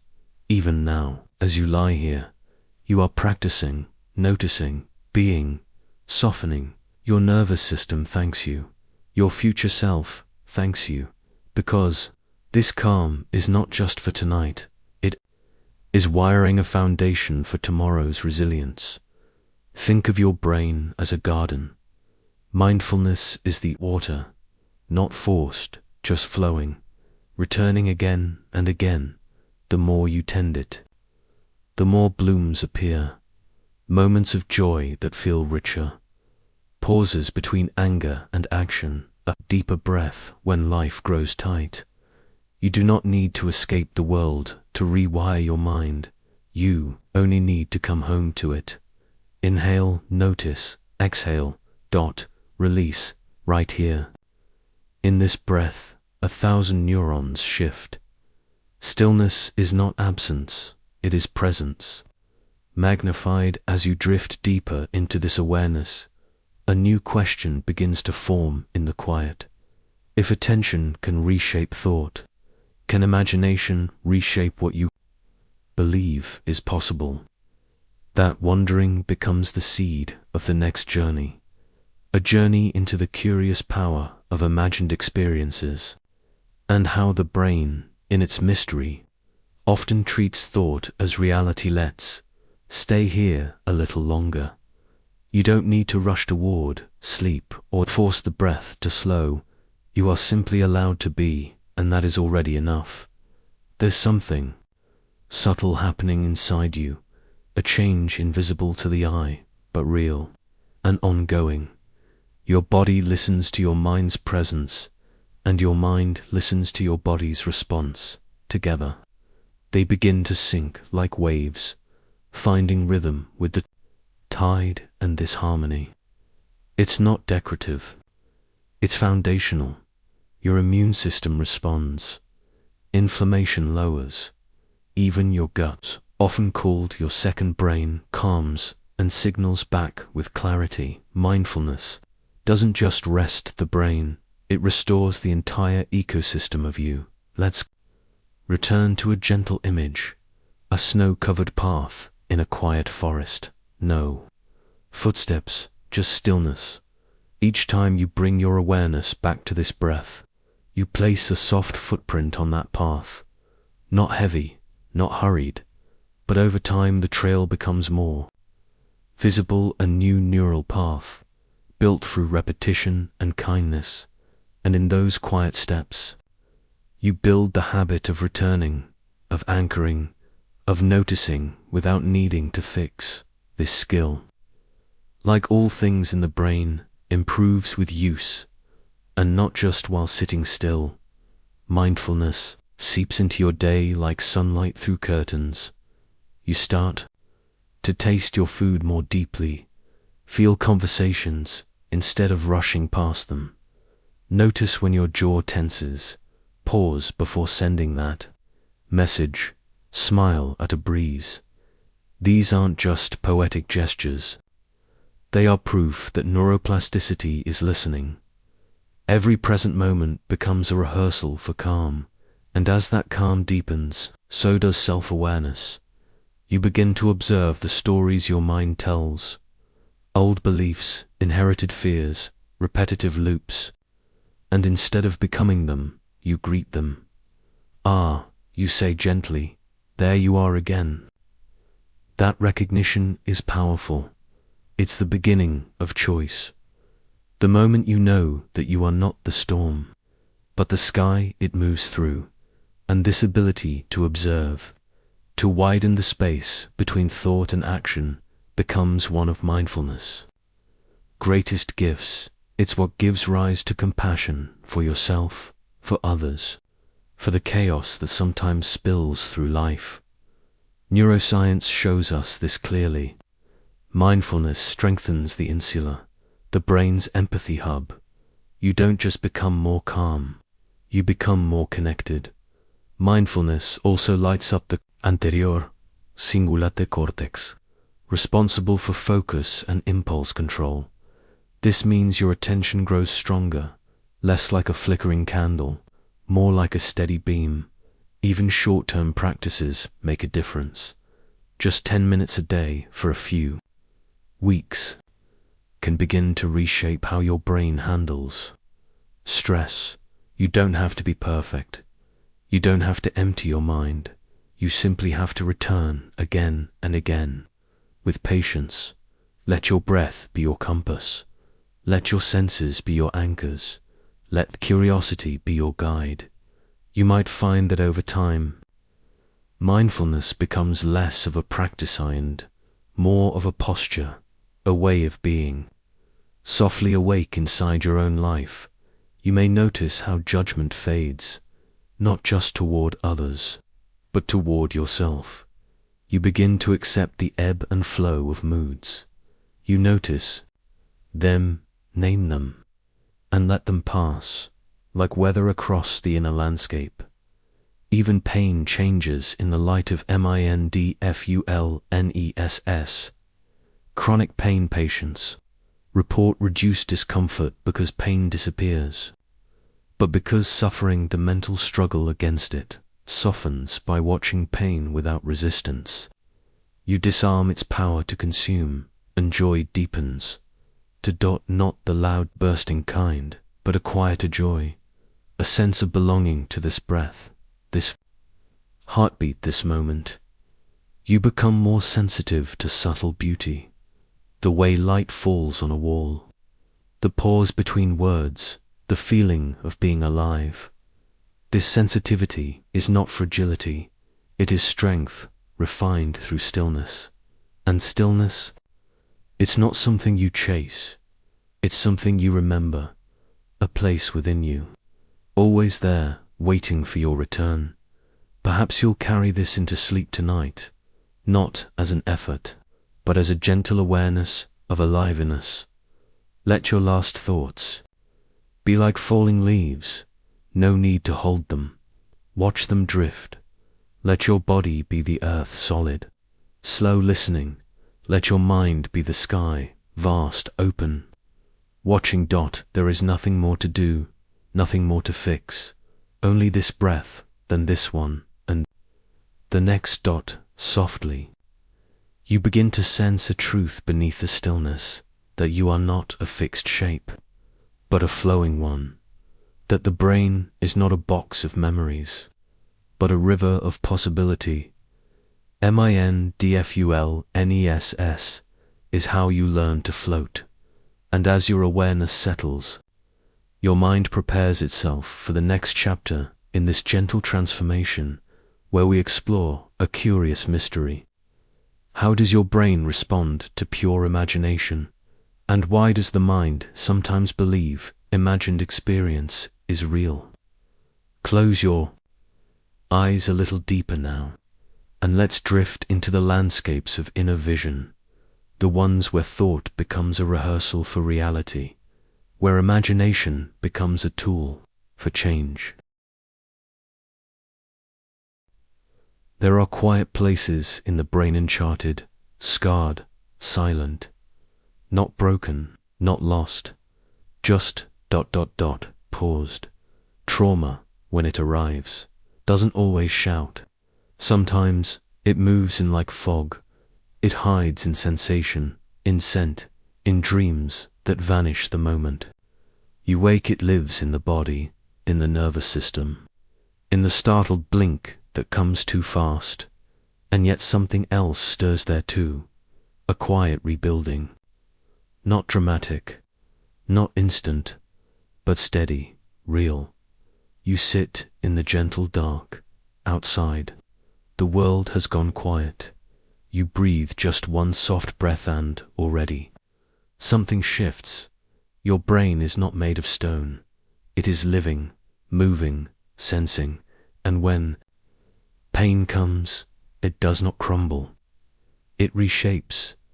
When trauma leaves gaps, the brain seeks detours. Think of a forest path once well-worn, now blocked by fallen trees. At first, there is confusion. Where do you go? but then a footstep, a new route. Forming day by day, the new path grows clearer. What was once an obstacle becomes part of the journey. That is your brain. When healing begins, neuroplasticity, the brain's quiet architect, does not erase the past. It builds around it. New synapses grow where old ones fell silent. It's not repair. It's reinvention. You may notice it as a breath that no longer catches, a dream that changes, a face that no longer stings with memory. Recovery isn't forgetting. It's reweaving, thread by golden thread. Imagine your brain as a bridge builder.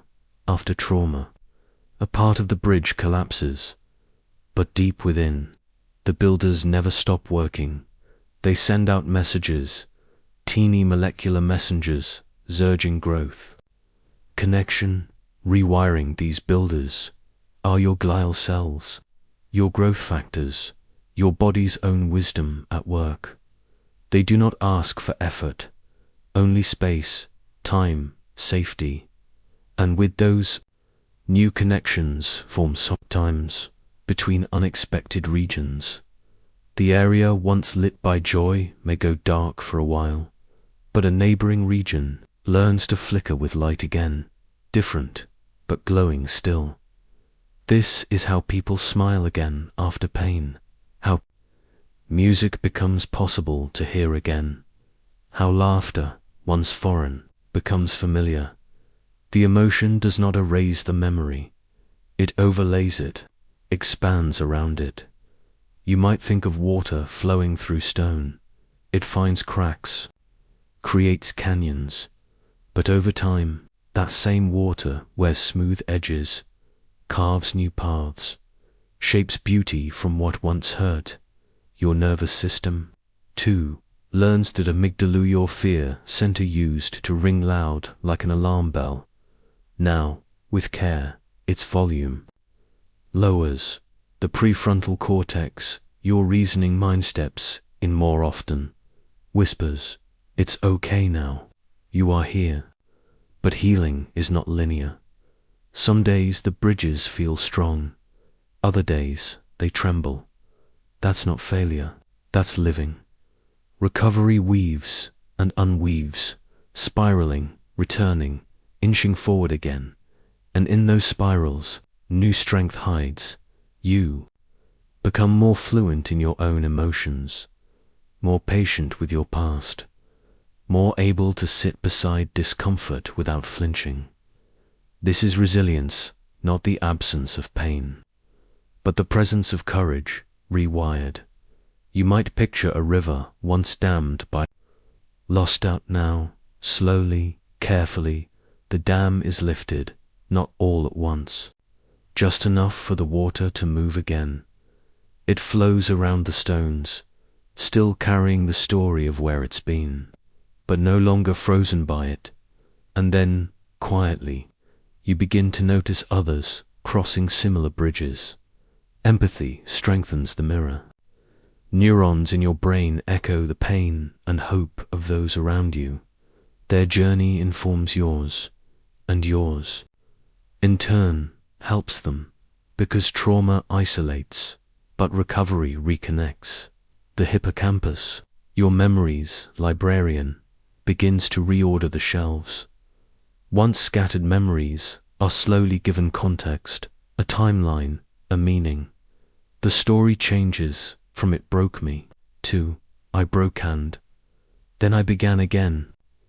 And beginning again is the miracle. Some mornings, you feel the old ache rise, that familiar fear, the weight in the chest, but then a breath steadies you.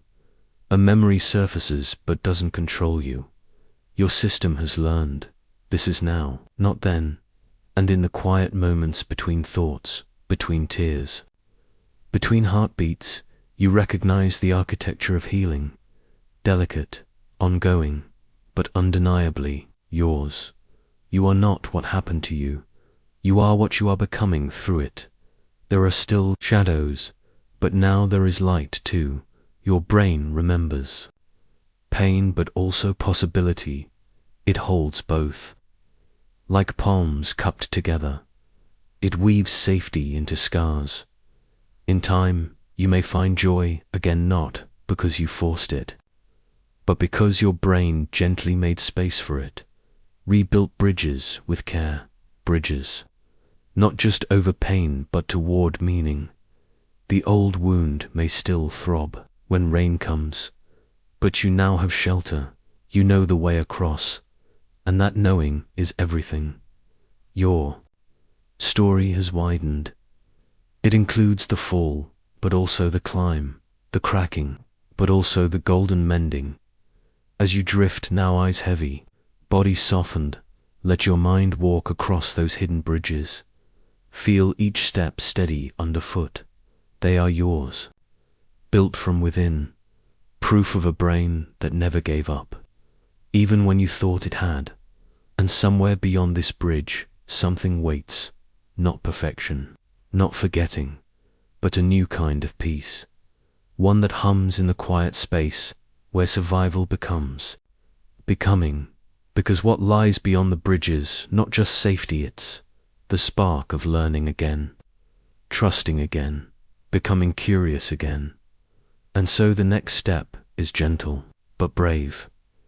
What if even after everything your mind is ready to grow something beautiful again? Let's follow that question into the light. Let's see where it leads. Let's pause here in this stillness. Something ancient and biological continues. The nervous system, worn but not destroyed, adapts in silence. Each night of rest, each moment of mindful pause, these become scaffolding, invisible, supports rising slowly around old ruins. It doesn't look like progress, but it is, beneath the surface. Your brain begins to favor new circuits. Those old trauma loops, once dominant, are now visited less often. Newer paths, even fragile ones, start to light up more. Neurons that fire together, wire together, and your attention, your presence is the architect. Consider the role of repetition, not just in speech or in action, but in compassion. Each time you meet yourself with gentleness, you reinforce a pathway, one that says, I am safe now. Over time, that pathway becomes easier to walk. This is what therapy does, what meditation does, what storytelling does. It lets the brain revisit the darkened room, but this time with a lantern, and maybe someone's hand in yours. Even your language changes at first. Everything was always or never. Now you notice nuance. You soften the story. You speak from the wound, but not as the wound. And in that shift, a different kind of self is born. There is no rush. The nervous system does not heal on a schedule. Sometimes, even years later, something will stir, a scent, a phrase, a forgotten photo, and a wave will rise. But now you float. You no longer drown. The body also speaks. Maybe your shoulders used to carry invisible weight now. You feel them drop just a little. Maybe your jaw used to clench in sleep now. A subtle slackness arrives. Healing isn't always dramatic. It's often, in the tiniest releases, you begin to trust yourself again. This may be the hardest part, because trauma tells you not to. But trust is a skill, and, like any skill, it can be learned again, through small decisions, slow steps, gentle exposure. The brain adapts to safety as surely as it did to danger. Now think of oxytocin, the hormone of connection, touch, empathy, presence they call it forth, and with it, a softening. The nervous system recalibrates in the presence of kindness. The vagus nerve hums low, steady. Your breath slows. Your chest opens. This is co-regulation. When two nervous systems find resonance, It's why support matters. Why a friend's calm voice can still your own. Your healing does not have to happen in isolation. In fact, it often can't. The more you allow connection, the more resilient your brain becomes. Not fragile like glass, but flexible like willow, able to bend, able to sway, but not break. And here's something beautiful. The more you heal, the more you can help others heal, because your voice carries the memory of survival, and someone out there needs to hear it. Even the neurons in your auditory cortex fire differently when listening to a voice marked by sincerity. Empathy isn't just emotion, it's biology, so you grow, not away from pain, but through it. And your brain, like a forest after fire, begins to sprout in unexpected places. Tiny signals of renewal, a new interest, a returned appetite, a moment of laughter that surprises you. The bridges you're building are not just to the past, they reach forward, toward future joy, future peace, future purpose. Some days you might feel the old path pulling you back, but even then, you notice you are observing it now, not consumed by it. That difference is profound. That is neuroplasticity. In action, you are no longer who you were in the moment of trauma, and you are not who you will become next week. Next year, you are a mind in motion, a living map being redrawn. The pain is part of it, but not the whole of it. Let's return to the metaphor of bridges. You may have started with rope and wood, fragile and swaying with each step, but now there's a sturdier span, steel, stone, something lasting, built not by forgetting pain, but by understanding it. These bridges carry more than just you. They carry your hope, your wisdom, your compassion for others crossing their own inner ravines. You do not need to be fully healed to walk beside someone else. Sometimes walking together is part of what heals. Your brain is an ecosystem, not just a machine.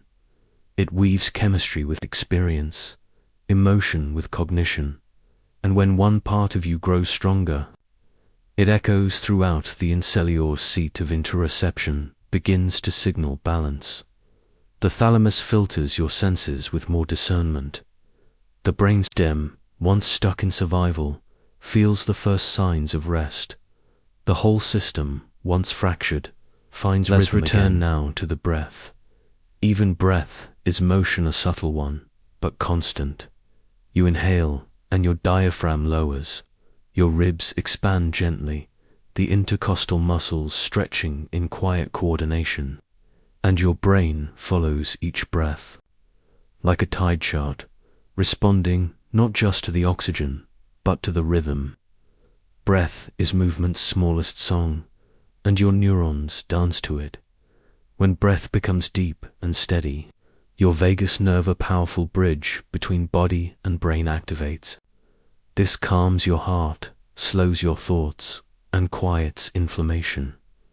Your body tells your brain, all is well now, and your brain, trusting the messenger, allows healing to begin. Have you noticed how some of your most emotional memories are attached to motion? The way someone once held your hand, the time you fell from your bike and stood up again, the last time you hugged someone tightly. These memories live not only in the mind, but in your muscles, in the patterns of tension, in the posture you adopt without realizing, in the way your shoulders lift when you're uncertain. This is called procedural memory, and it lives in the body as much as the brain. You don't have to think about how to tie your shoes or climb stairs. Your body remembers, but it also remembers emotions, where you felt safe, where you flinched, where you danced without fear. And so, when you move with presence, you aren't just strengthening your muscles, you are speaking kindly to old memories. You are saying, I'm still here. I'm still moving. I'm safe now. And the brain, ever adaptive, rewrites its story one step, one stretch, one breath at a time.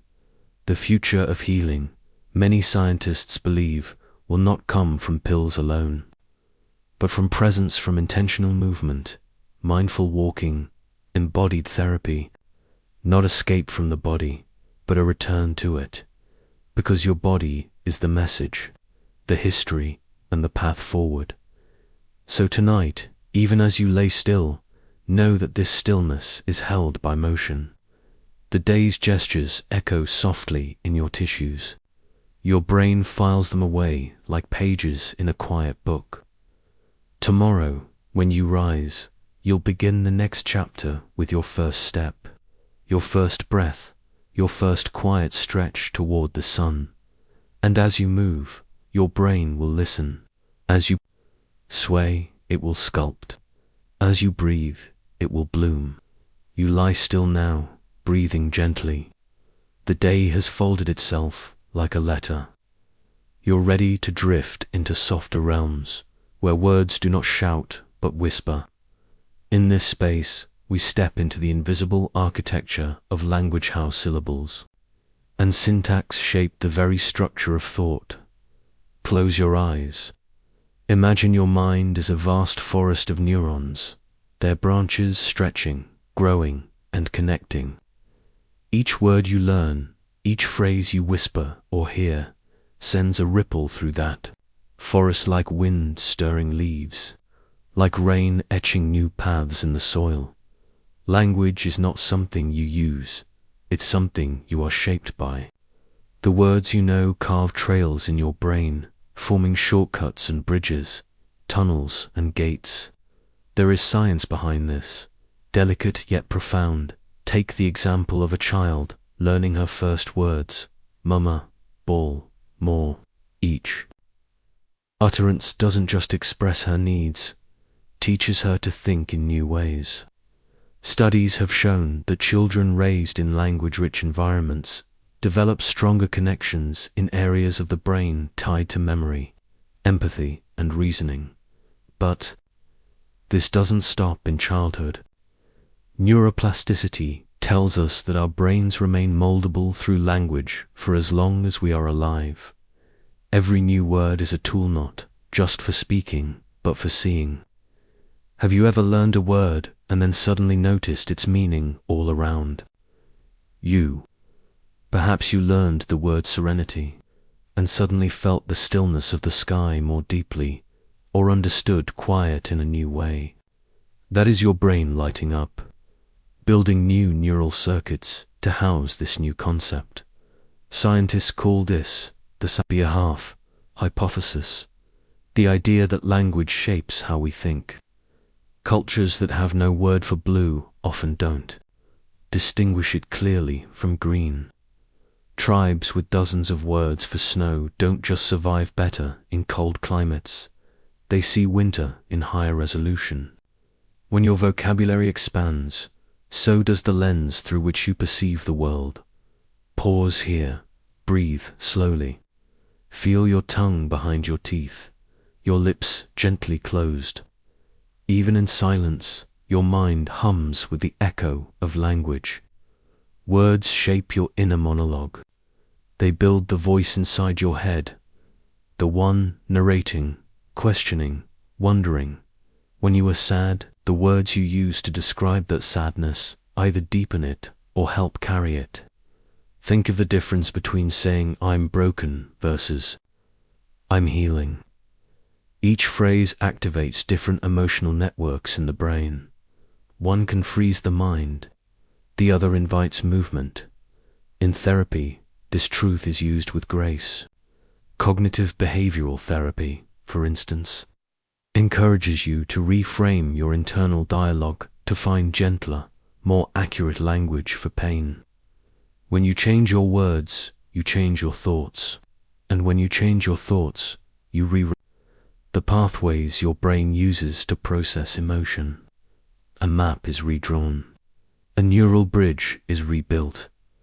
Now picture yourself learning a new language, just memorizing grammar, but stepping into another cognitive world. Bilingualism does more than give. You travel advantages, literally strengthens the brain's executive functions, memory, attention control, task switch. MRI scans show that bilingual people have denser gray matter in regions responsible for these skills. Why?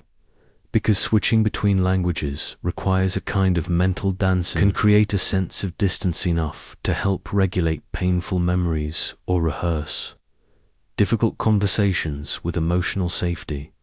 But even a single word can cause change. Let's walk into that moment. You are sitting quietly, and someone teaches you the word sondor, a Taya word, for the realization that every passerby has a life as rich and complex as your own. You had never had that word before, but now, as you watch people cross the street or sit in cafes, your thoughts are colored differently. You look at strangers not just as extras in your story, but as protagonists in their own. That's language. It paints empathy. It awakens parts of the brain involved in perspective taking, like the medial prefrontal cortex and the temporoparietal junction. These regions light up like fireflies when we imagine other lives, other minds. And then there's metaphor, our oldest mental technology. Long before we had microscopes or brain scans, we used metaphor to explain the inner world, the heart as a drum, the mind as a mirror, the soul as a river. Modern neuroscience reveals that metaphors aren't just poetic, they are embodied. When you say someone is cold, your brain's temperature processing centers quietly activate. When you call an idea bright, the visual cortex stirs. Language touches sensory motor systems, grounding abstract ideas in physical sensations. In this way, metaphor becomes a bridge between what is known and what is felt. It allows neurons to cross from concept to experience, from symbol to sensation, and in doing so, it deepens understanding.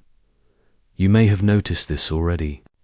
When someone explains a difficult idea with a good metaphor, like saying, anxiety is a smoke alarm that's too sensitive, you feel it click.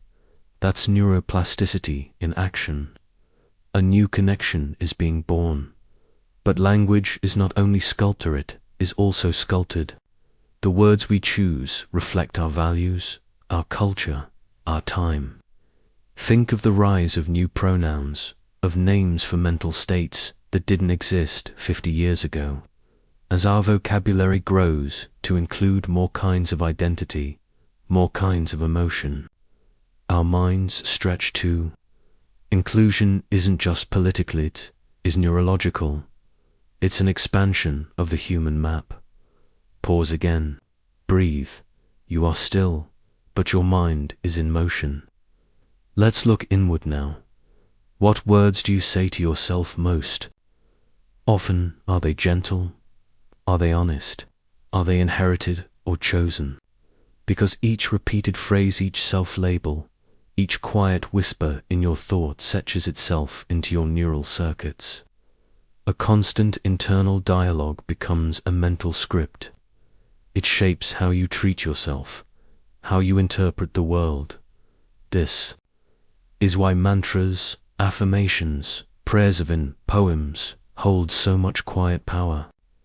When spoken with intention, they become tools of neuroplasticity. Reciting, I am learning, or this too will pass, isn't just comforting, it activates frontal regions of the brain that control perspective, regulation, and hope. Let's look at another kind of language body. Language, though silent, it too has grammar. A slouched spine can trigger feelings of defeat. An open chest can cue confidence. Researchers have shown that posture affects hormone levels, decision-making, even memory retrieval. Your body speaks to your brain. and your brain listens. Even dreams have their own languager, strange syntax of symbols and feelings. Though they may not follow the rules of waking speech, they still rearrange mental patterns.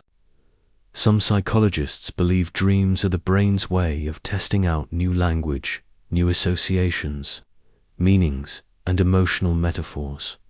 And when you write, whether in a journal or a letter, the act of translating thought into words strengthens both hemispheres of the brain.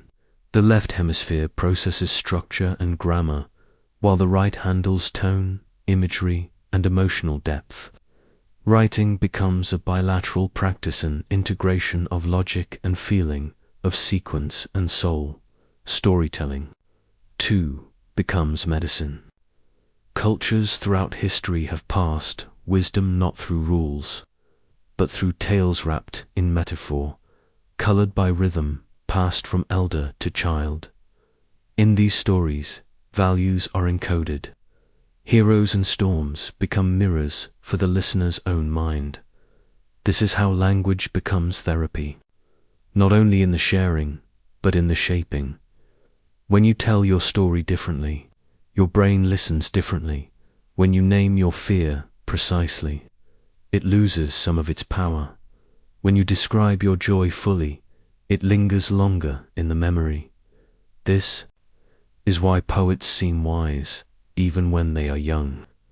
Why children who speak many languages seem older than their years. Why silence, too, when chosen mindfully, can become its own kind of sacred speech. Now let's zoom out. Across the world, thousands of languages pulse with different metaphors, different logics, different understandings of time and space. In some, the future is behind you, and the past is ahead. In others, directions are always cardinal. Don't say left or right, you say north or west. The very structure of grammar shifts the structure of attention. A person raised in these languages will quite literally experience the world differently. And if you learn their language, even as an adult, you gain access to that different perspective, not just linguistically, but neurologically, because each language builds a slightly different brain. Some researchers believe that multilingualism doesn't just add new channels, it creates a mind that knows how to hold contradictions, how to switch frameworks, how to feel at home in ambiguity. It is, in a way, a model for compassion. The ability to say, this word works here, but that word works there. This truth lives here, but another truth lives there. In this we are reminded of something tender. No one sees the world in exactly the same way, and yet, through language, we can share, we can bridge, we can co-create understanding. Your mind is a garden. Words are the seeds. Some seeds you inherited, others you picked up accidentally. A few you chose with care. Which ones will you keep? Watering, which will you gently weed? And which new ones will you plant now, even if they take time to grow? Let these questions drift with you now as you soften into sleep, because in the next chapter, the world glows even in the dark. A soft blue light cradled in your palm hums quietly, a portal to everything, and yet to nothing. You lie still, face lit not by the moon, but by algorithms. This is not a judgment, only an observation. You, like all of us, live in a world where the digital is woven into the fabric of daily life. Your brain, always listening, always adapting, is sculpted by what it encounters, not with chisels, but with patterns of attention, of repetition, of reward. Every scroll, every ping, every like, these are tiny nudges, whispers that shape your neural pathways like wind-carving dunes. Not all shaping is intentional. Some happens simply because it repeats. Neuroplasticity, The quiet miracle within your mind is not selective. It doesn't ask if what you consume is nourishing or numbing. It simply responds. What fires together, wires together, even if those fires are fueled by fleeting trends or endless notifications. Pause. Feel that for a moment, not with guilt or fear, but with gentle curiosity. How often do you reach for your device, not from need, but from habit, a reflex more than a request? That is plasticity, too. Each habit, even the silent ones, etches a path deeper into your brain. The more you walk it, the smoother it becomes. Your attention, the light of your awareness, becomes like water. It flows where the grooves are deepest. But water can be redirected. So can attention. So can you. In a world designed to captivate, your mind becomes a battleground of intentions. Social media, streaming platforms, and rapid-fire content are not evil. They are just powerful. They reward immediacy, urgency, novelty, and your brain, wired to notice what's new and fast, adapts beautifully. Yet beauty is not always peaceful. Over time, attention becomes fragmented, like a mirror shattered into glitter. You begin many things, finish few. Focus becomes a flicker instead of a flame. But here is the quiet truth. The brain that learned to scatter can learn to gather. It only needs a different rhythm, a different tempo. Imagine your mind as a meadow. If you walk the same path through it daily, checking, scrolling, switching, a trail forms. But if you stop, turn gently, and begin walking a new way, perhaps toward deeper reading, focused breathing, or quiet reflection, new trails emerge. The old ones may still be there, but they soften. With disuse, the science is simple. Plasticity is like soft clay, always ready to be shaped by repeated experience. It is indifferent to content, but faithful to repetition. If you bathe your brain in distractions, it becomes a master of distraction. If you immerse it in depth, presence, and calm, it learns to breathe there. This does not mean abandoning technology. Rather, it means relating to it differently, using it with intention rather than reflex. Asking yourself, is this nourishing or just noisy? Is this how I want my mind to grow? You can train your brain to focus again, not through force, but through gentle redirection. Start small. A few minutes of uninterrupted attention. A walk without your phone. Reading a full page before reaching for another tab. Each act is like planting a seed. The mind learns not just from what you do, but how you do it. When you rush, it rushes. When you pause, it listens. When you choose to be present, it remembers. How studies show that mindfulness, even in simple forms, rewires regions of the brain related to attention, emotion regulation, and decision-making. It's like watering a different part of the garden, and slowly new blooms appear. You might notice your thoughts feel louder when the noise outside dims. That's okay. That too is plasticity at work. You are simply becoming aware of what was already there, like seeing dust. Motes dance in a sunbeam. You are not fighting your brain, you are befriending it, inviting it back to stillness, and in stillness, it remembers itself. In the quiet, you might discover a deeper hunger, not for more content, but for more meaning, not for faster connection, but for real connection. Your brain is not a machine built for constant input. It is a living, learning organ that thrives on rhythm, rest, and renewal, so give it space. Let boredom stretch out like a cat in the sun. In that space, Your creativity reawakens. Your intuition stirs. Your inner voice, once drowned out by digital noise, begins to speak again, softly at first, then more clearly. You remember things, not just facts or updates, but feelings, moments, sensations. You start to notice the texture of time. Again, how it expands when you are truly present, and contracts when you are distracted. This is the paradox of our age. We are more connected than ever, yet often feel more scattered. But you are not lost. You are still here. And so is your power to choose, and choice, steady, mindful choice, is the sculptor's hand in Neuroplasticity. So tonight, consider this question, held gently like a pebble in your palm. What do I want my mind to become? Not in the distant future, but in the small, quiet moments of now. Because this moment is the BRUSHSTROKE dot, and tomorrow's brain is the canvas. Let your attention be your art.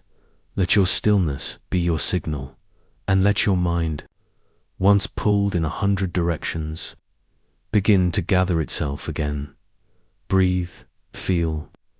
The edges of the digital world soften. Feel your thoughts begin to slow. You are not abandoning technology. You are reclaiming your agency within it, like a lighthouse. In a storm of signals, your awareness can remain lit, like a garden tended gently. Your brain can bloom again, not by avoiding the world, but by engaging with it, slowly, intentionally, fully. And as the night deepens, you drift gently into a slower rhythm. The digital fades, the real, the breath, the body, the inner world returns, and in this quiet place, something new begins, something curious, something human, something deeply alive, and perhaps, in this silence, you'll begin to wonder. How does the mind change in solitude, far from the noise? You may wonder if so much of your mental wiring is shaped by what you consume. Then are you still free? Yes, you are never fully bound. Even within a maze of habits, there remains a quiet space, a clearing where you can pause, see the path you've walked, and choose another. This is the gift of metacognition, the mind's ability to observe itself, to step back from the content, and notice the context, to notice that you're noticing.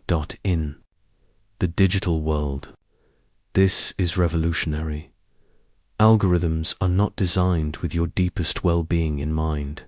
They are designed to keep your eyes on the screen. But awareness disrupts the spell, even a second of noticing. I've been scrolling for 20 minutes. Is a crack of light in the code, and that light can grow. You are not weak for being pulled by your devices.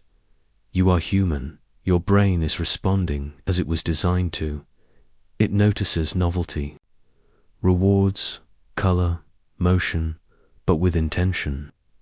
You can bring those same neural pathways into harmony with deeper values. Let's return to the brain itself. The prefrontal cortex, the part of your brain involved in conscious decision-making, grows stronger with intentional use. When you make conscious choices, even small ones, you engage this region. It's like lifting weights at the gym. Small reps over time build strength. Every time you pause before clicking, you lift. Every time you sit in stillness rather than search, you lift. Every time you ask, is this how I want to feel? You lift. These neural lifts accumulate, and what was once a fragile awareness becomes a stable ground. What once felt like compulsion becomes choice. Over time, you reshape your brain not by doing more, but by doing differently. This shift is not about rejection, it's about realignment. Technology can be beautiful, a source of connection, of learning, of wonder, But it is a powerful river, and without an oar, you drift wherever it flows. So you pick up the oar. You begin to guide. Consider how deeply you focus when reading a novel, painting in silence, or watching clouds drift. Those moments, too, shape your brain. They engage slower circuits, ones that require patience, sustained attention, internal reward, and they bring with them a deeper peace, the default mode network. A set of brain regions active during quiet rest and internal reflection awakens when the external noise dims. This network is involved in memory, imagination, and self-understanding. It is where meaning grows, but the digital world often suppresses it, not maliciously, but inadvertently. When we're constantly reacting, clicking, swiping, the space for deep reflection narrows. You can reclaim that space. You don't need to go off-grid. You need only a few quiet moments each day, intentional, present, undistracted. Even 10 minutes of stillness begins to reshape the mind's rhythm. Over weeks, the benefits compound. Focus increases, stress lowers. You begin to feel time again, not as a blur, but as something whole and textured, and with that, a strange sensation may emerge. You begin to feel more like yourself, because in the quiet, without comparison or constant input, you meet the raw contours of your own being, unedited, uncurated enough. This feeling can be unfamiliar, even uncomfortable. There is a quiet moment just before you drift into sleep, where you can almost feel the shape of your mind. Not with fingers, not with sight, but with a subtle knowing, like sensing the outline of a dream before it fades. And in this moment, something remarkable becomes clear. You are not merely a passenger inside your brain. You are the one holding the map. You are the builder and the built, the architect, not just the inhabitant. All your life, your brain has been listening to your choices, your habits, your environments, your emotions. It reshapes itself in response, always. But tonight, you are invited to take a step further, to step not only into the dance of neuroplasticity, but into its direction, to shape with intention. You have already been shaping, even without knowing. Every time you learned a new skill, every time you soothed yourself with breath, every time you paused instead of reacted, you laid down new bricks. You planted new seeds. Neuroplasticity is not magic. It is biology made visible through time. It is the brain's ability to rewire through repetition, through emotion, through focus. It is the brain's deep trust in you. Think of your brain as a vast, living city. Highways of thought, alleyways of memory, bridges of belief connecting one part of you to another. Some roads are worn from use, others are overgrown from disuse, and still others are just beginning to be carved, faint paths through fresh ground. Each thought you repeat is a footstep on that path. Each choice you make, a blueprint redrawn. Each breath, a beam reinforced. And in this city of self, you are both, the traveler and the planner. You can widen roads that serve you. You can gently close the ones that no longer do. You can build gardens in old lots, let in light where darkness had settled. It begins with awareness. The moment you realize, this thought is not who I am, but something I can examine, edit, release. That moment is the foundation of change. That moment is when the blueprint shifts in your hand. Science tells us this. The brain changes most readily when three things are present: focus, repetition, and emotional intensity. These are your tools. You do not need perfection. You need presence. Let's explore those tools more deeply. Focus is the spotlight. It tells your neurons, this matters. When you bring your full attention to a thought, a task, a feeling, your brain directs energy toward it. Synapses fire together. Chemical messengers respond. Focus is how you carve deep paths instead of shallow imprints. This is why meditation is powerful. Not because it empties the mind, but because it trains the spotlight. It teaches the brain to return again and again to what matters. In that returning, circuits are strengthened. Habits of calm are rehearsed. Focus is the hand of the architect sketching fine lines. Repetition is the builder. It lays brick after brick. Even small actions done often create sturdy structures. One deep breath, once, is lovely. But one deep breath, practiced every day, when stress arrives, becomes a bridge. A neural bridge from reaction to reflection. You do not need to build everything at once. One corner of the mind at a time is enough. Lay down kindness.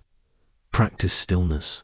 Return to curiosity. Repetition will do the rest. And then there is emotion, the amplifier. It tells the brain, this is important. Your emotional responses paint your experiences with color and weight. The brain remembers those colors, stores those patterns. This is why peak experiences and deep pains are so vivid they shaped you. But they can also be reshaped.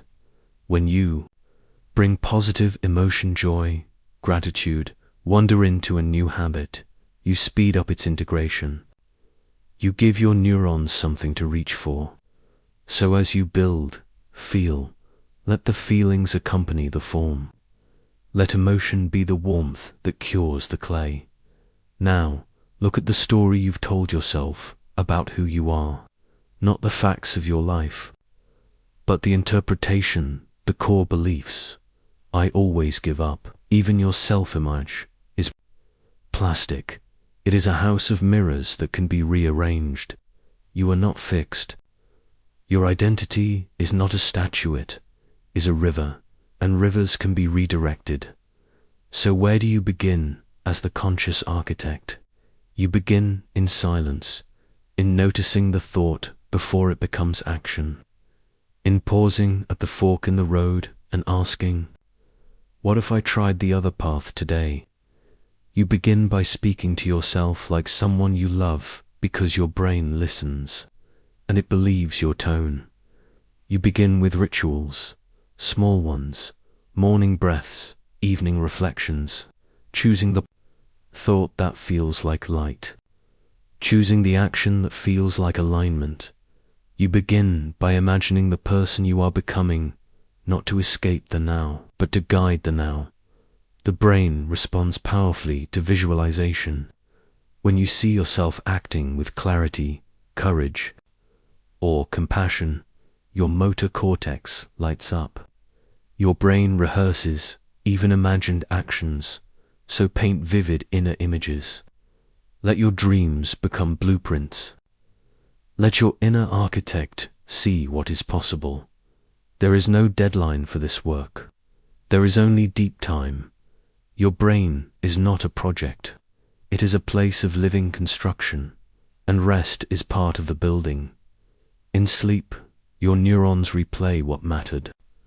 Most, they prune, they strengthen, they reroute. This is why you may wake up clearer than you were before. The night crew has been at work, tending to the wiring you shaped during the day. So as you prepare to rest now, know this, the work continues. In your dreaming, the scaffolding of who you're becoming is held in quiet hands. You are not behind. You are not broken. You are becoming patiently, tenderly, intelligently. And when doubt arrives, you can return to the blueprint. You can say, I am still building, because you are. You are becoming someone who sees their thoughts like clouds passing. You are becoming someone who notices emotions without drowning. You are becoming someone who shapes their mind through kindness, movement, curiosity, and pause. You are becoming the architect of a gentler, stronger, more aware self, brick by breath, choice by chapter, moment by motion, and the house you build will be lived in by every version of you still to come. And now, as your journey through this story of the mind draws to a close, a soft question floats into your thoughts, not as an ending, but a quiet beginning. If I can reshape my brain, what else in my world might I gently begin to reshape too?